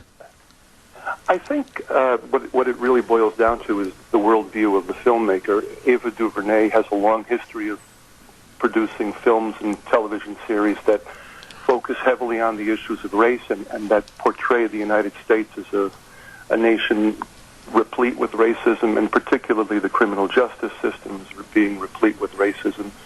She did a documentary film, just to give you an idea, called 13th, and it was titled after the 13th Amendment to the Constitution, which outlawed slavery. And her point was that while slavery is technically illegal in America today, it's effectively being perpetuated basically through a racist criminal justice system and what she calls the mass incarceration that's one of its hallmarks. So this is her worldview, and this is the view she wanted to promote. And you can see that it's been effective, because I'll tell you, the interrogations of these various witnesses that were done on videotape are all available on YouTube. Anyone can watch them, and you can see the candor with which they're speaking about the events that happened. You can see that they're very familiar with the events that happened. And yet, if you go down below the videos to the viewer comments, and without exaggeration, 98% of those viewer comments are positive and sympathetic to the people confessing. And in most cases, they've said, I was led to this website, to this webpage by the Ava DuVernay When They See Us Netflix series. Oh, my. So the series, that tells me that the series was a very effective piece of propaganda. John, I want to phrase this correctly, and I'm certainly not trying to point my finger at any race or ethnicity, but it seems to me more so today than ever before in our nation's history that there is a movement, there is a slanted media in favor of erasing a lot of the crimes that are committed by certain factions of our society because, oh, those poor people, they're in a minority, and we'll excuse them for what they do. This kind of adds credence to my thoughts on what's happening in this country today. Yeah, we see that all the time. I actually studied that pretty extensively even 20 years ago in a book that I did. Can't believe it's been 20 years already, but that was already commonplace, where you could go and read news stories about various attacks, and if the assailants were black or Hispanic, you would not see any mention of that in the news story. Conversely, if they were black and if they were white, you would see that as the principal focus of the story. You know, these 5 individuals in Central Park, a couple of years, I guess the year after the other man stepped forward and claimed responsibility for the crime, they sued New York City. And the suit didn't really go anywhere until 2014, when Mayor Bill de Blasio, who's a Democrat and a socialist, stepped forward and made a settlement. And he said, in line with what you're describing, the city has what he called a moral obligation to rectify this wrong, and his statement that it was a moral obligation rested on his belief that he stated many times that the justice system in America, overall, and in New York City specifically, was a racist system that had railroaded these young men. Let me ask you this, John, and I think I feel comfortable asking you this question. But when you look at the field of Democrats, 27, 28 people that have thrown their hats into the respective ring, hopefully to become the Democratic nominee to go against Donald Trump, and you look at the basic values, and I underline that word and use it loosely, values of these people, whether it's Bernie Sanders, Kamala Harris, Joe Biden, or whomever, there's a strong socialist tone to everything that they say, and a complete denigration of the values and the morality of America behind what they stand for. I'm scared. I really am scared that a Democrat may take over the presidency. Yeah, I think your fear is well-founded. What I see is a party that has become so extreme in every way that the different personalities that are vying for the nomination now, they may differ from one another in style, in tenor, the way they come across, etc., their likability, but ultimately they are in virtually unanimous agreement on every major issue, whether it be immigration, whether it be foreign affairs, whether it be relations with Israel, etc. They are in 100% agreement. So Joe Biden may be trying to, position himself as the moderator, the old-time Democrat, as opposed to some of the more radicals. But if you look at his position up close, they don't differ in any substantive way from those of, say, Elizabeth Warren or Bernie Sanders. For the most part, they're right in line with one another. Absolutely. John, tell us, how can we obtain a copy of Betrayal, if you would please share that with my audience right now? Oh, thank you so much. You can find it on Amazon. It's called Betrayal, the Democratic Party's Destruction of American Cities. All right, John, I certainly wish you the best, and I want you to come back. I appreciate your very open, forthright manner, John Perazzo, and we're going to have him back in the future. Thank you, sir, for your time on my program this morning. Thank you. It's a pleasure. All right, sir. Thank you very much. John Perazzo, and he looks at, very interesting, I've got to get a copy of that. The book is called Betrayal, and it's all about the Democratic Party's destruction of America's cities. John Perazzo. Thank you. Holy cow, time to go to the weather. And the weather this hour, I just knocked over almost all the items on my desk. I got one of those little page-up stands, for some of my papers. Didn't work so well. Right now it's time to go to the weather, and our weather brought to you this hour by Phillips Oaks Goodwin Crane and Company, and they have been providing accounting services to the Mini-Cassia area for well over 50 years. 50 years! Man alive, the best of professional accounting for you, your family, and your business. Don't forget the best of tax return preparation, tax planning, financial statement preparation, bookkeeping services, retirement planning, all of this and so much more. So please get a hold of them today with offices in Burley and Rupert. Phillips Oaks Goodwin Crane and Company. Right now, here's Gina with the weather. Wind is definitely going to be a factor for today. Here's a look at your weather forecast. And for everyone who drives around in semis and big rigs, please be careful. We are going to be in a wind advisory through tomorrow evening. We are expecting steady winds as high as 30 miles an hour, gusts possible of 40-plus miles an hour. So if you're driving an empty trailer, please be careful. Other than that, sunny skies. We are expecting a high of 77 tonight. That breeze is going to continue. Clear skies, low 46 tomorrow. Sunny, windy, gusts again as high as 40-plus miles an hour, cooling off to 64 under sunny skies.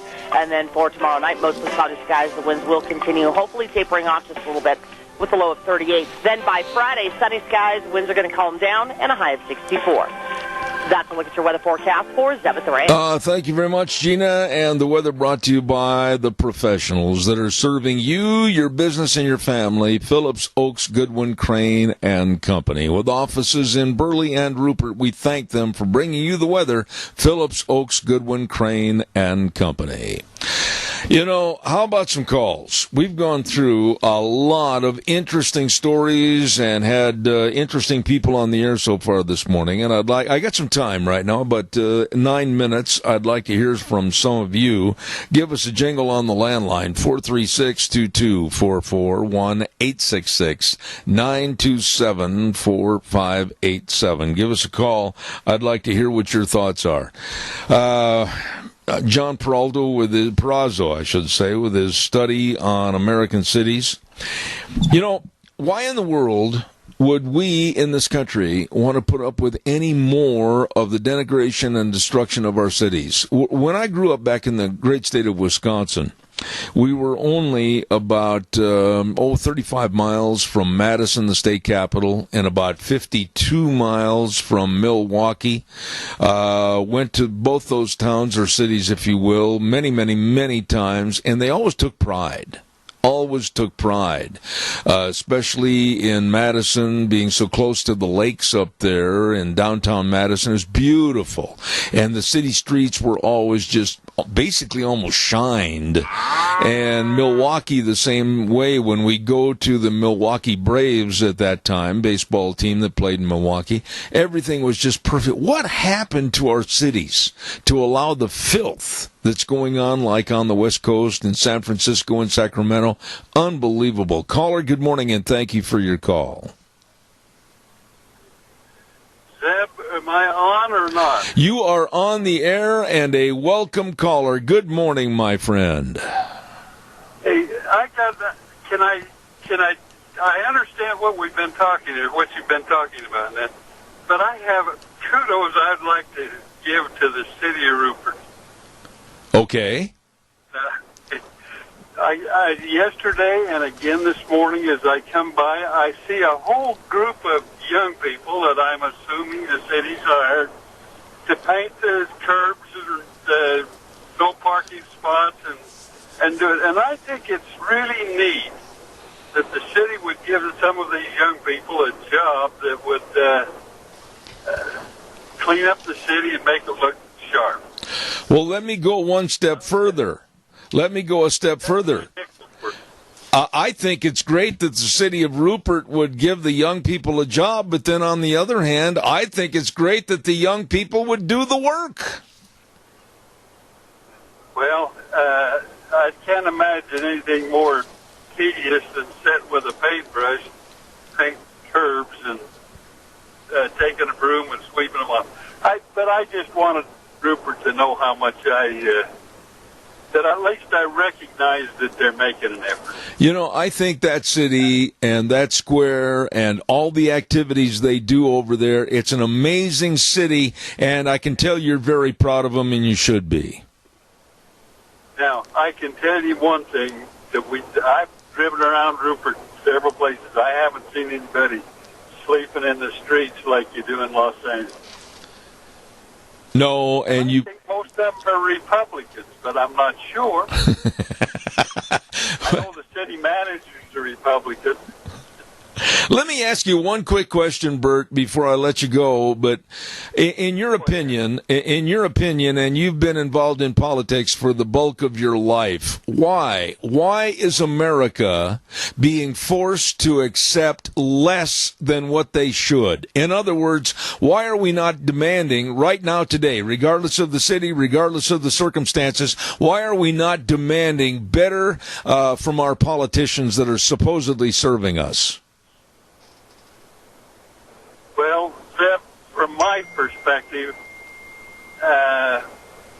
when we talk about full-time legislators and these kind of things, as soon as people don't have to go home and face people for the whole, like they are in Idaho, after 3 weeks of, or after 3 months of legislation, then you got to go home and live with them and face all of the people you've been in. And I think your big cities like that, you totally lose track of the people you're supposed to be governing and working. Absolutely. I'm going to put you on the spot a little bit, my dear friend. Did you or did you not see the Trump rally last night in Florida, and what were your thoughts? I can't... I can't express my thoughts as well as I'd like to. I saw the most of it, Zeb, and I was pleased at the enthusiasm of the people and the very few people at the tail end that got to be on the TV that were bad-mouthing Trump. There was only a couple of them, and the number of people that would stand in line that long, better people than I am. And but I thought what Trump said was the very thing needed to be said, starting off a campaign. Now, keep with it. There's some things that Trump does that I really wish I could get him to quit. One of them is you don't spend all of your time bad-mouthing people. There's enough good things in this life to talk about that. Anyway, that's John A. Stevenson's thing. You know something? I always respect and appreciate hearing from you, my dear friend Bert. God bless you, and have a wonderful summer, and call more often. I'll look forward to it. Thank you. Well, appreciate you, Zeb, and I appreciate the people that have come on your program. I just really appreciate it. Want you to know it. All right, sir. Thank you. God bless you. Thank you so much. Very, very nice man right there, Bert Stevenson, and he was really committed and devoted to our politics in the state of Idaho and did a wonderful job. I want to remind you, too, about the Idaho Regatta. Oh, my, it's just honestly just days away. June 27th through the 30th. Don't miss a minute of it. It's going to be great with all those great, big, fancy, high-powered boats coming in for a world-class event. The Idaho Regatta down at the Burley Golf Course Marina.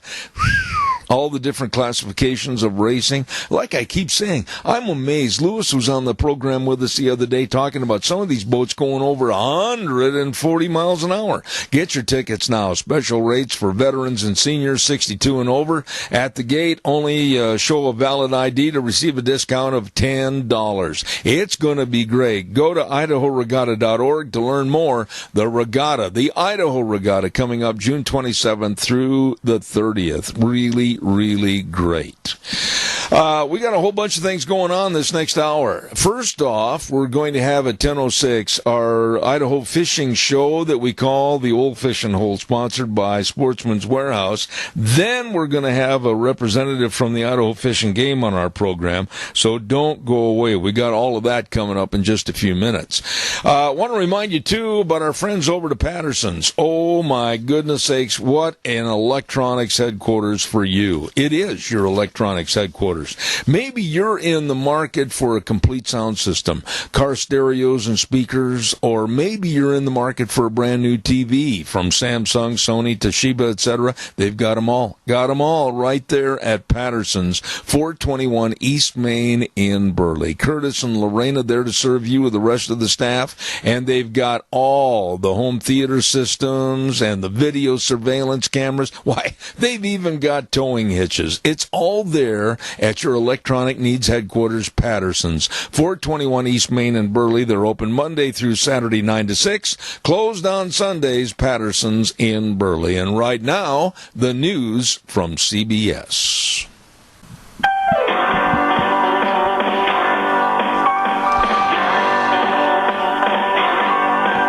Hit that piano, and here we go. Hour number 3, Zeb at the Ranch, and of course brought to you by our major sponsor, your Magic Valley Les Schwab Tire Centers. All 7 locations serving you with absolutely the best tires for your safe driving this summer. Stop in and see them today, and also some of our great advertisers like Burley Physical Therapy and Rehabilitation at 1263 Bennett Avenue, Suite 2 in Burley, helping you get back to being you. Boy, I look forward to Wednesdays because we started this last week on Wednesday, and here we go again with the Sportsman's Warehouse, the Old Fishing Hole with Josh Anderson. Josh, good morning. How are you? Is he there? He is, sir. All right. Josh, good morning. How are you, sir? Oh, doing good, Zeb. How are you doing? Boy, for a minute I thought our cell phone connection wasn't going to work. I know that you are the man when it comes to fishing, and right now I understand that you're up on the Big Wood River fishing for trout. Tell us what's going on. Well, trout fishing's been pretty good to us so far. We've landed 2 really nice fish. Water's really high, and the wind is giving us trouble, but it's better than work any day. Tell us a little bit about that. I've heard a lot of people say, and I'm not much of a fisherman, but I'm learning from you and others. Windy days, is there anything special you need to do, any special tackle or any special approach, regardless of the type of fishing that you're going for? Wind can be a big problem. What do you do? Yeah, usually we're running, a little lighter flatfish and that, trolling these edge seams on the river here. The wind's kind of blowing and giving us a little bit of trouble. A couple of us have switched to like a Panther Martin. It's got a little bit more weight, and we're able to cast it out here in the river. It was just giving us a little bit of trouble. When we'd throw it, it would try to drift away on us. And now that we got her figured out, we're narrowing it down, we're catching a few fish. But it is kind of making it a little bit troublesome today with this wind. It's just starting to come up really good, probably 20 miles an hour. You know, let me ask you this. When I was a little boy fishing back in Wisconsin on the old Rock River, we always had the concept that on a windy day we need to stick a whole bunch more weight on there, throw about a ton on our line and throw it out in the river. Sometimes that's not the thing to do. Is that correct? Well, we got to get it down there, and if it's sweeping it across the surface of the water because of the wind, we definitely had to upsize and add a little bit of weight to get ourselves down. That's like, I think my one friend right now caught one on a rooster tail just a little bit ago, and it has a little lead shank on the bait itself to help get it down and let him cast it in this wind. You know, you keep mentioning on the program, and it always opens up questions about all the different tackle and all the different lures and all the other different equipment and everything. At Sportsman's Warehouse at 1940 Bridgeview Boulevard in Twin Falls, if people don't know what to get or what to buy for certain instances or wherever they're going fishing, are you there and other people there to really help show them the right equipment? Oh, yeah, we definitely have a few knowledgeable staff roaming around the store that knows a lot about the tackle, and I'm there Fridays through Tuesdays, and anytime you're in there, swing in. I could definitely be specific to the area you're going and what to bring and what to use and the tackle you'll need. We'll have a lot of nice fishing gear coming up on our 4th of July ad that will definitely get people into fishing if they don't already have the tackle that they need.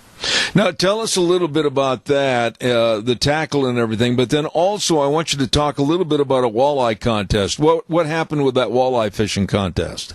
Oh, they had a walleye tournament down at Salmon Falls Creek Reservoir this last weekend, and it sounds like the walleye fishing has turned on. It sounds like people that are going out there are hitting a few fish. Nothing real huge yet. They did get a 5-pounder from what I was told in the tournament. But the fishing has turned on, a little jig head and a worm, and bouncing it along the rocks, and I think just about a novice fisherman could at least catch one. Don't bet on it if it's me holding the pole. I wouldn't take any money on it if I were you. Josh, tell me a little bit. I understand that on Saturday, June 22nd, I was looking through things, and you're going to have something special for bass fishermen right there at Sportsman's. Is that right? Yeah, we're supposed to have just a bass fishing seminar 101. Anybody that's never really targeted bass, it should be a good time to come and learn. We're going to have a little bit of a seminar, just the easy tactics. The fish in the Snake River right now for bass fishing has been pretty hot, and it should only get better going into July. But as of right now, the fishing has been really good on the river for bass. What about the bass situation in this country, in this area? I mean, is Idaho noted more for its trout more than anything else, or do we have some pretty doggone good bass fishing here? everybody comes here to trout fish, it seems like. You know, we got some blue ribbon waters from over there at the Henry's Fork, South Fork, you know, Silver Creek for trout. But the bass fishing's kind of merging into a really great fishery within our area. Out there around Lake Walcott and Milner Reservoir and American Falls, it's nothing anymore to see a 4 or 5 pound bass come out of there every time you go. As a fisherman that really knows, and you're fishing right now while we speak, when it comes to eating what you catch, what's your favorite fish? Is it the bass, the trout, whatever? Well, it's one of those that I've eaten them all, and a little bit of change is good in my diet. So like today we're targeting rainbow trout. We're going to take them back and put them on the Traeger and cook them up tonight for dinner. But honestly, the white flaky meat of a perch, a walleye, a bass is more my favorite if you like it battered and fried. But if you salt and sugar it and smoke it on a smoker, nothing beats a good trout out of like the Magic Reservoir or down in the Big Wood down below or above. Some of those, they have a freshwater shrimp in the fishery here, and the fish just get really nice orange, red meat, almost like a salmon. Well, now you're fishing up there on the Big Wood River for trout right now. You've landed a couple of them. You mentioned the water's really high. Good, bad for fishing, or do you want that water to recede a little bit to get more optimum results?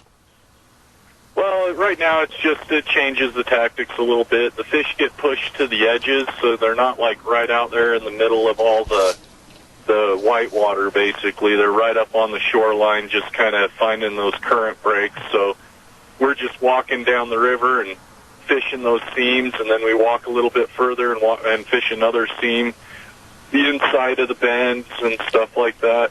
Just the fish when the water does recede will be more out in the center of the river and in the holes, but right now they're right up out of that current, so that's literally fishing the shorelines and where it's kind of flooding into some of the current breaks. Well, what about the equipment and the tackle? We mentioned it a moment ago. Everything's at Sportsman's Warehouse. Tell us the hours at the store, and for people that maybe are almost professional fishermen to the people that have never fished before, tell them what they need to do to find out more at Sportsman's Warehouse. Yeah, we're open 9 to 9, Monday through Saturday, and then Sunday we're open 10 to 6, except for sometimes the holidays will vary our hours. But, yeah, 9 to 9, Monday through Saturday. We have knowledgeable people there that will be glad to help set you up. And, you know, today we're just fishing with medium action rods with like 8-pound test line, and something like that, you can do about 80% of your fishing around this area. All right. Well, Josh, every Wednesday I look forward to hearing from you. I'd really like to do this segment while we're kind of fishing in the same boat or fishing on the same stream bank. I'd like to get out there with you and learn. Josh Anderson with our Sportsman's Warehouse Old Fishing Hole on Wednesdays. Josh, good luck. Don't drop your cell phone in the water. I won't. I appreciate it, Zeb, and you have a great day. All right, my friend. Thank you very much. And, of course, the Old Fishing Hole brought to you by our friends at Sportsman's Warehouse, and they're located at 1940 Bridgeview Boulevard in Twin Falls. Really, they have everything and most knowledgeable people to help you find what you're looking for at Sportsman's Warehouse. Every Wednesday, the Old Fishing Hole right here on Zeb at the Ranch.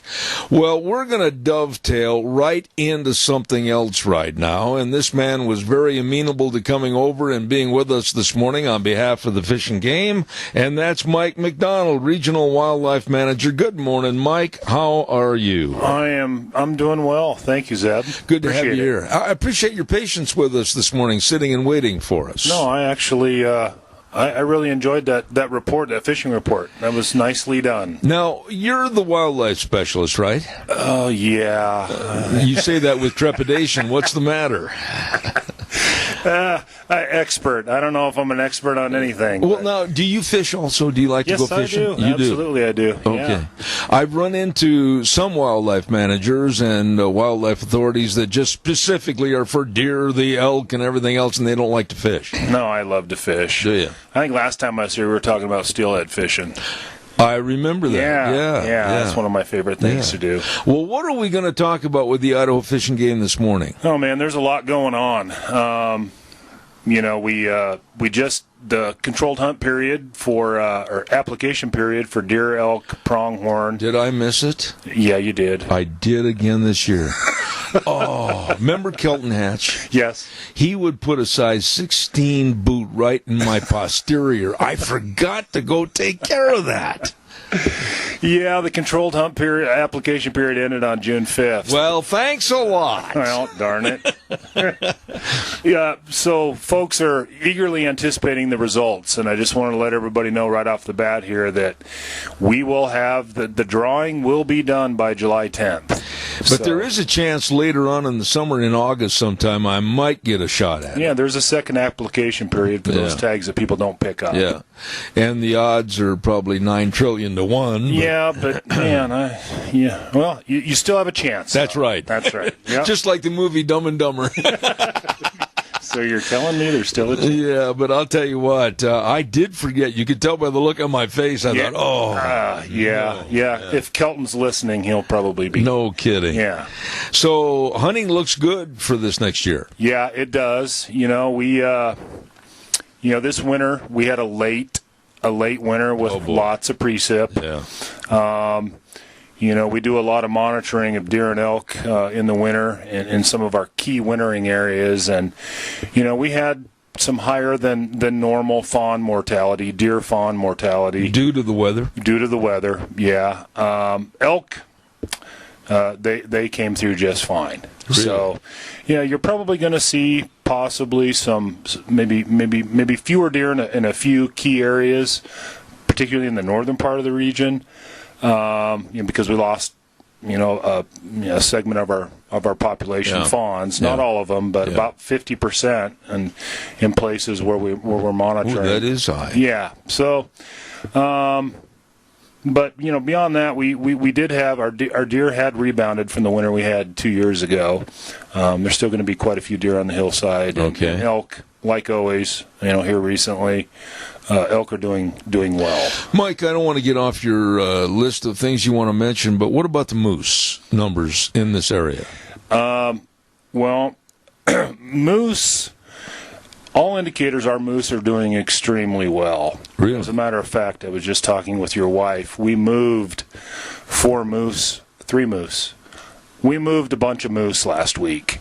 This time of year, when the cows have their new calves, they kick the yearlings out, and what you end up with quite often are yearling moose that don't know where to go or what to do, and they just start wandering. Really? And sometimes they end up in some places that can create some issues. Oh. Saturday, for example, we moved a young cow moose from O'Leary Junior High in Twin Falls. O'Leary Junior High? Yeah. What was it doing? Going in for summer reading classes or something, or what? I don't know exactly what she thought she was going to accomplish, but you don't just go up and go, "Yeah, moose, get out of here," either, do you? No, you don't. Not with them.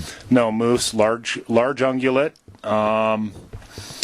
Pretty powerful animal. Not really too afraid of humans. Yeah. They don't like dogs. Yeah. Actually, it agitates them and makes them real mad. Yeah, it can. Yeah. The biggest issue there was she was darting in and out of traffic on Eastland and some other things, and just to avoid. Right in Twin Falls. I did not know about that. Yeah. So we're talking about a large wildlife moose coming in by O'Leary. And what did you do? How do you handle that situation? Well, first of all, we had really good cooperation from the city of Twin Falls Police Department and Animal Control. You're right. We came in with our truck and our horse trailer, and we tranquilize the animal. Right. And then we tranquilize it, we ear tag it, we put it in the trailer, We have a reversal. It reverses the effects of the tranquilizer. And then we transport them far away and release them. Really? And in that particular case, that moose was released down on the Shoshone Basin Cutoff Road, right on Shoshone Creek, and we let her out of the horse trailer. She took about 10 steps and started to browse on some willows. So I thought you were going to say she took about 10 steps and zeroed in on you guys. No, she was looking at us and her ears were pinned back. Oh, my. No. So that was a real successful release. But you said the numbers are growing. Now, help me on this. I don't think you issued more than, 2 or 3 or 4 permits last year? Well, this year we upped it to 5. Really? Yeah, in the South Hills. And we actually split the hunt in the eastern part of the region and created 2 separate hunts with 5 permits each. So south of the Snake River in the Magic Valley, there are 15 moose tags being offered. Mike, let me ask you this, and Deanne probably told you, our experience with a mama moose and twins was not a good experience. She did mention that. Yes. But what would you tell people that are maybe going up four-wheeling or whatever, or up there hunting, not necessarily for moose, and they basically come eye to nose with a moose? What should or should they not do? Cut them a wide berth, back out of there slowly. They do have the potential to be protective, particularly if they have a young calf. If you have a dog, you're in trouble. End of chapter. Well, maybe not you, but your dog might be. They're a dangerous animal. They can be. I mean, and it's not, it's fight or flight. Yeah. And in that case, with the calf they're trying to protect, it's probably going to be, so recommend just back away slowly. Okay. Cut them a wide berth. They'll move on. Okay. And then you can go about your day. So I kind of distracted you there for a few minutes. So what's the next topic that you wanted to get into? Oh, we're going to, some of our capped elk zones, those tags are going to go on sale. Okay. For the Pioneer, Smoky Bennett, South Hills, and Big Desert, they go on sale for residents on July 10th. For the Sawtooth Zone, which is a really popular elk hunting zone, they go on sale for residents on July 12th. Half the tags will be available on July 12th at 10 a.m. at licensed vendors. Okay. And the other half will go on sale at 1 p.m. online. Mike, I got a question for you. When I came out here in 1969, moved out from Wisconsin, I do not remember the conversations at the coffee shop or with anybody about great elk populations and going up elk hunting. It was just kind of a thing you thought about basically in northern Idaho as compared to here. What caused and created the big transition to the big elk numbers here? Well, no, you're absolutely right. The Magic Valley wasn't really known as a elk hunting destination. Yeah. We've always had elk, but certainly not at the numbers we have them right now. And when you thought about elk hunting back then, you were probably talking about the Middle Fork, Selway, northern Idaho, not so much in southern Idaho. And there have been several things that have probably led to the increase of elk. One is there's been a fundamental shift in some of the habitat on the landscape. Wildfire converting shrub fields, forests to grasslands, which elk are grazers primarily. And then the other thing is, we have a long history of being really conservative relative to elk management in southern Idaho, here in the Magic Valley in particular. And, we just kind of created a perfect storm, and right now is a good time to be an elk hunter in southern Idaho. Well, let me ask you this question then. We got about 4 minutes before hard break at the bottom of the hour, but did the herds migrate here naturally? Were some brought in? Did they come out of the mountains of northern Utah? I mean, how did they basically increase their numbers here? So elk in the southern part of the region, you can point to some releases that were made by Nevada Division of Wildlife in Utah. And some of those elk, as their numbers increased in those bordering states, did find their way into Idaho.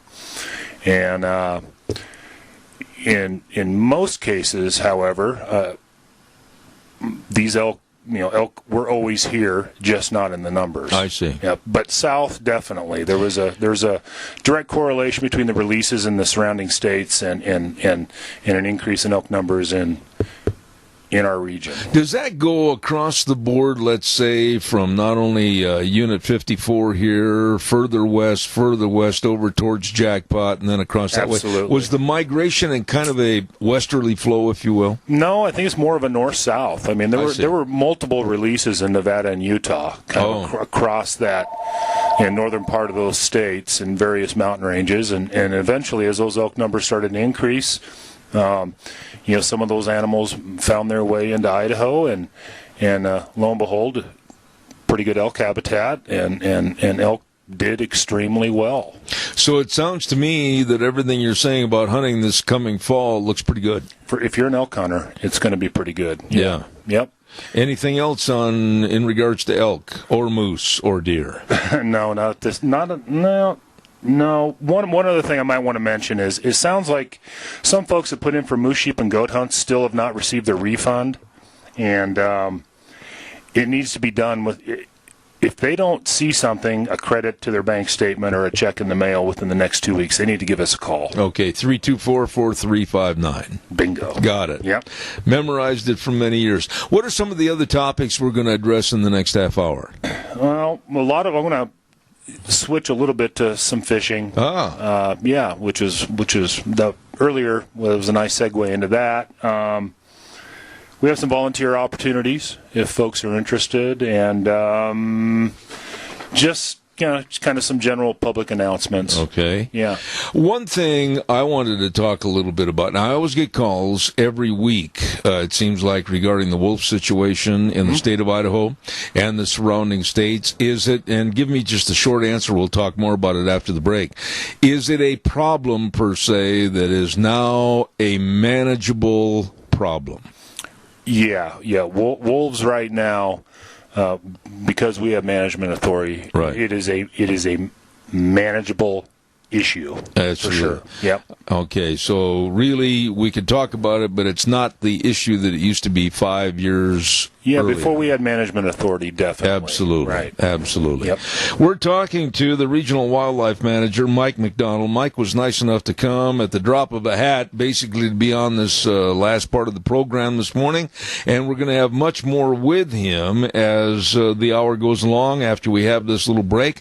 I want to remind you before we go to the break that we're going to have Lunch Bunch next Thursday, the 27th, at America's Diner. Denny's Restaurant, 611 North Overland in Burley. Plan on being there because Deanne and I and the management of Denny's have something real special for you. We'll be back in just about 3 minutes.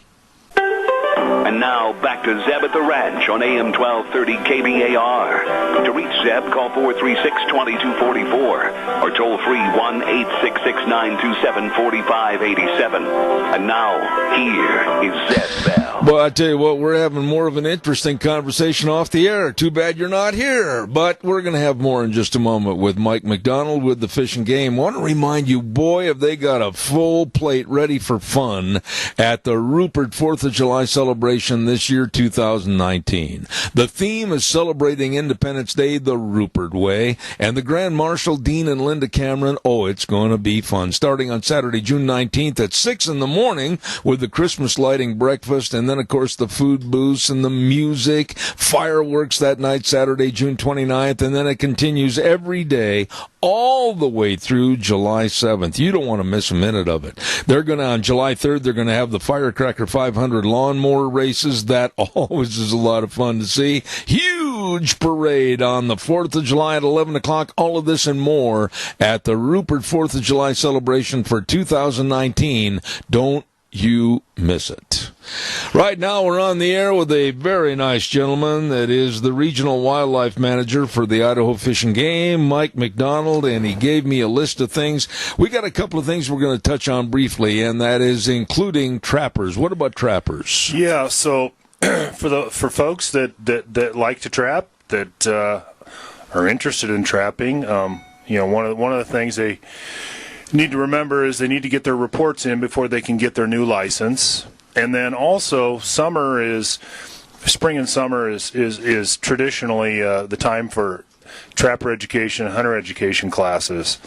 And if you have someone or you would like to take one of those classes, you either call the office or check our website for a class near you. Okay. So, yeah, I want to get that out there. And they can call the office for more information. Yep, absolutely. Okay. You're looking for volunteers to pick up a shovel and go plant something. Well, actually, we're going to collect the seed that we will use shovels to plant. I see. Next year. We're looking for volunteers if you're interested to help us with bitterbrush seed collection, and that's probably going to occur sometime here in July. And if you're interested, please contact Brandon at the regional office, 324-4359. Okay, got you covered on that. One of the greatest innovative ideas I think you've had or anybody's had regarding getting people involved in fishing, whether they're 4 years old or 84 years old, the Take Me Fishing trailer. Tell us a little bit about that. Yeah, so we have a trailer at the regional office that is stuffed full of fishing tackle and gear and bait, and we take that trailer around the region at various popular fishing locations, and we make that trailer available to folks that maybe they've never fished, thinking about they might want to try it. Come out to one of the locations. We'll give you the tackle and the gear and the bait, and you don't even need a license if you're using our gear. I was going to say it'd be a great place to write tickets. If you're using our gear, you don't need to worry about it. But so we have 3 coming up here in June. Okay. June 19th, we'll be at Durkee's Lake. On June 22nd, we'll be at Castle Rock State Park down by Elba. And then on June 29th, we'll be at Rock Creek Park. And all three dates will be there from 8 o'clock until noon. Okay, good. So, yeah. I got to ask you a question, and maybe you can't answer this, but of all the times that you've gone with your fishing trailer and all the young people that have been out there using your equipment, what do you figure the financial loss of equipment going in the river or the creek is? Sometimes it's a melee. I mean, they come back and that gear is all screwed up, and they're out there spending hours trying to untangle line and to fix this or fix that. But you know what? That's what it's for. Yeah. That's what it's for. And it is a really cool program, and it's been really well received. Absolutely. You're putting a lot of time and effort into stocking various areas with more great fishing availability. Where and when is that going to be? Well, I can't give you any specific dates or locations right now, but what I can tell you is you can call the regional office, or you can get on our website. We have a tab right there on the homepage, fish stocking, a schedule, and you can get that information if you're interested. Okay. What's this regarding Mormon Reservoir? Well, so Mormon Reservoir, it's up in, is it in Camas County, Elmore County? I believe it's in Camas County. I think it's Camas, yeah. Mormon Reservoir has been rejuvenated. We've had some good water years. We had some really good carryover. And trout fishing in the reservoir kind of exploded. I mean, really? It was phenomenal last year. And we had just recently issued a press release talking about kind of the rebirth of Mormon Reservoir. And lo and behold, we went through the winter, and some folks started getting out in the Mormon, in the spring when the ice off, and nobody was catching anything. Nothing? No. We thought maybe we had a fish kill, because Mormon has been prone to fish kills, depending on the year. So we went out, we bought it. We have a special camera that you can submerge, and you can look, and we're looking for carcasses or any evidence that we had a fish kill there, and it didn't. We found no indication there was a fish kill.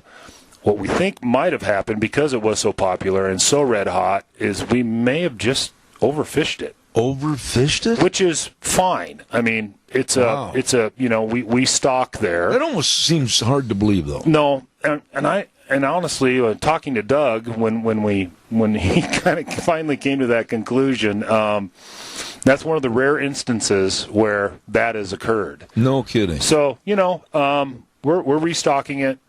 The cool thing about Mormon is it's extremely productive, and those fish grow really fast. As a fish and game officer, you would probably feel, I would imagine, a little embarrassed if you went up to someone that had been sitting on the bank maybe for 10 hours trying to catch a fish, and you look them in the eye and say, I'm sorry, sir, we forgot to tell you there are no fish in this reservoir. Well, and it's interesting. We probably would have never looked if not for the phone call, a couple of phone calls, say that very thing happened. I was out there for hours, and I didn't even touch a fish. So this camera, I'm interested in that. I'm kind of intrigued by it. It goes below the surface of the water. Yeah. And you literally can see that there's nothing nothing there. We found a few fish. They were kind of pooled up in near springs and inflow areas, but not very many.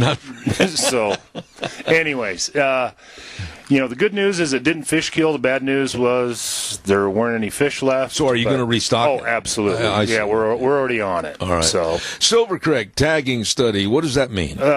We're marking fish for an exploitation study, looking at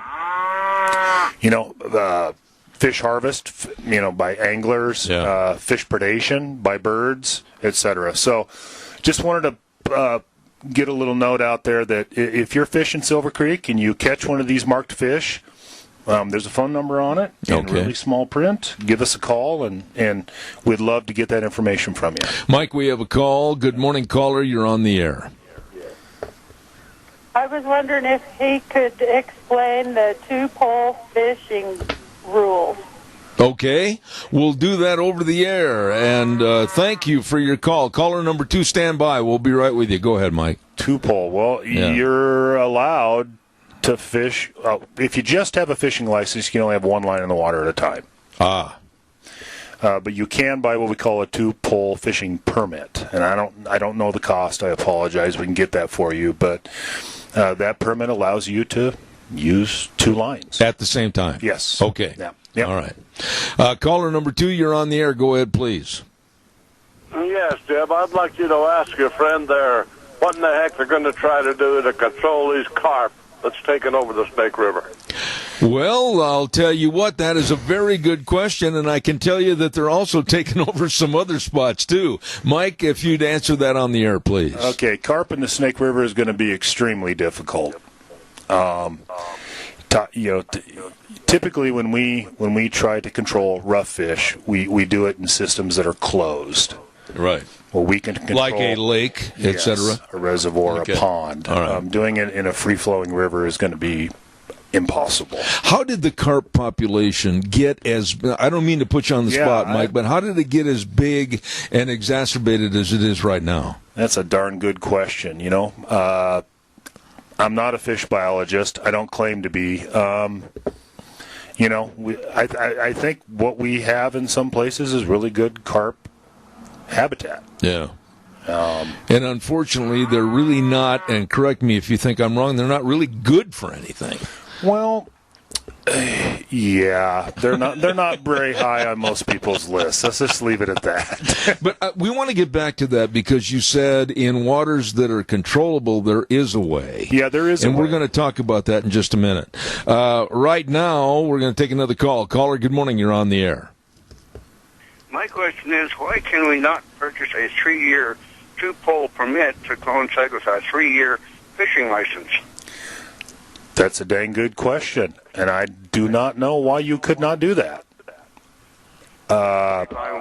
Two-pole permit 1 year at a time. No, I understand that. Yeah, no, that you make a good point. Why don't you take that back to the fishing game that's hierarchy? Exactly what I'm going to do. Yeah.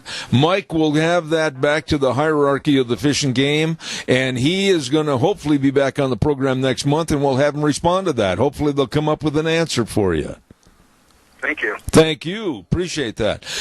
Mike, I'm going to do a weather forecast, and then I want to talk to you about a fish that you're bringing in that might help the carp situation. Yeah. All right, sure. Good. We'll get right to that. And, Bob, if you're listening, don't go away. Don't forget Scarrows Meats, 331 North Road, Jerome. Don Scarrow and the whole crew serving you with the best and most delicious meats. Absolutely. The number to call, 324-7657. All the marinated pork ribs, all the meats for your grilling outside your barbecues, all the tri-tips, the different bacons and the breakfast sausages and the bratwurst. Oh, they've got bratwurst that are absolutely phenomenal. Check it out today at Scarrows Meats. You can go to their website, scarrowsmeats.com. Scarrows Meats in Jerome. Delicious. Right now, here's Gina with the weather. Wind is definitely going to be a factor for today. Here's a look at your weather forecast. And for everyone who drives around in semis and big rigs, please be careful. We are going to be in a wind advisory through tomorrow evening. We are expecting steady winds as high as 30 miles an hour, gusts possible of 40-plus miles an hour. So if you're driving an empty trailer, please be careful. Other than that, sunny skies. We are expecting a high of 77 tonight. That breeze is going to continue. Clear skies, low of 46 tomorrow. Sunny, windy, gusts again as high as 40-plus miles an hour, cooling off to 64 under sunny skies. And then for tomorrow night, mostly cloudy skies. The winds will continue, hopefully tapering off just a little bit with a low of 38. Then by Friday, sunny skies, winds are going to calm down, and a high of 64. That's a look at your weather forecast for Zeb at the Ranch. Thank you, Gina. And the weather, of course, not too shabby. And we appreciate our friends, Don Scarrow and the crew at Scarrows Meats, bringing you the weather this hour at 331 North Road, Jerome. Call them, 324-7657. They are changing the way we eat, one delicious bite at a time. Mike, I was born and raised back in Wisconsin and did a lot of fishing in the Great Lakes. And then, of course, went to school up at in Minneapolis, Minnesota, had a chance to go to Lake Superior, etc. If anybody wants to get on the Great Lakes and hook onto something that will absolutely put the fear of the good Lord into you, and especially if you get them in the boat and you don't have them where they're subdued, muskies can be very dangerous. Yeah. So we were talking off the air. We're talking about Murtaugh Lake. Yeah. And Murtaugh Lake has kind of seen a change in water management because of some of the aquifer recharge that's occurring in the fall through the winter into the spring. They're actually maintaining a higher pool at Murtaugh Lake for a longer period through the year. And there's the potential there for Murtaugh Lake to turn into a pretty good warm water fishery. And one of the things that the fish guys have been kicking around is, how do we control the rough fish in Murtaugh Lake, because it is full rough, of carp. You mean carp? Yeah, okay, carp, suckers, yeah. And one idea they had was to use tiger muskie. They're a voracious predator. Oh, are they ever? Yeah, they'll help control the rough. They're sterile, so they don't reproduce. It's just something they were kicking around. It's an interesting idea. We have used tiger muskie in other parts of the state to help control unwanted fish. And, I think it'd be a phenomenal idea. Well, it would be. I'll tell you what. It might make a lot of water skiers walk on water. Well, I'll tell you what. There's not a lack of things for them to eat in Murtaugh Lake. Oh, I know it. But it would really help the severe carp infestation. I don't like carp, and there's some carp in there. You go over on the bank, and you can look down in the water anywhere along the bank of the Murtaugh Lake, and you're going to see carp in there that are maybe almost close to 3 feet long. Yeah, well, and I don't think the tiger muskie we're going to put in there are going to help with those specific fish, but any of their progeny, will be fair game. How big could the tiger muskie get? Man, that's a great question, and I don't really know. Because I know that I think, and I stand corrected on this, if somebody out there has a fishing record book, some of the muskies that are taken out of some of the lakes back in the Midwest are well over 6 feet. Yeah, 40 pounds. Oh, I would say a lot more than that. That could be, yeah. So, what you really need is a fish biologist on here to talk about that. And here again, I'm not saying that this is eminent, but it's it's a kind of an interesting idea that they're talking about. But if anglers want to hook onto something that's going to make them rear back in the boat and go, Yahoo, buckaroo, it's one of those. Yeah, that would be that has the potential to be really fun. Wow. Yeah. What about catfish? A lot of people like catfish. Yeah, and it's a really underutilized resource in the region. We have a pretty darn good catfish fishery over in Milner. I did not know that. Yeah, and it's really kind of underutilized. I'm sure there's some people out there that are cursing me because... Now, I'm going to put you on the spot here, right there, because we're limited on time. What is the difference between a catfish and a bullhead? Well, they're different fish. They're a different species. Yes. Okay, they sure look ugly together. They look very similar. They're colored differently, and typically, channel catfish have greater potential to get larger. Big. Yeah. So it's an underutilized research, but the catfishing is picking up over in Milner if you're so inclined. Okay, what's it like over here in Murtaugh? Bullheads. So it's bullheads primarily, and that actually had a report of someone caught a 14-inch bullhead, which is a really nice bullhead. That's a big bullhead. And they're delicious if you've ever eaten them. They're really good. It's been a long time. But anyway, plans are to enhance the catfishing. Yeah, and we'll see. We'll see where this goes. It's an interesting idea, concept. It would be a pretty cheap way to control rough fish in Murtaugh Lake. You let a predator do it for you. So absolutely. Yeah.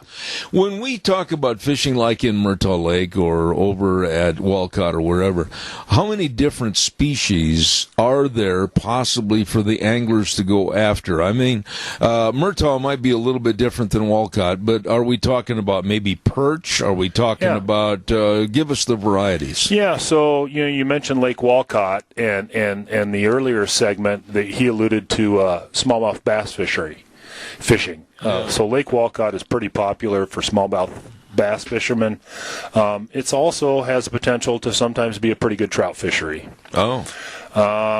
It just depends where you are, the body of water, the elevation, water temperature, etc. We have 2 of the 3 walleye fisheries in the state of Idaho in this region. Oakley Reservoir, which also has perch and trout, and Salmon Falls Creek Reservoir, which has smallmouth bass, perch, trout, and walleye. So, absolutely. Yeah.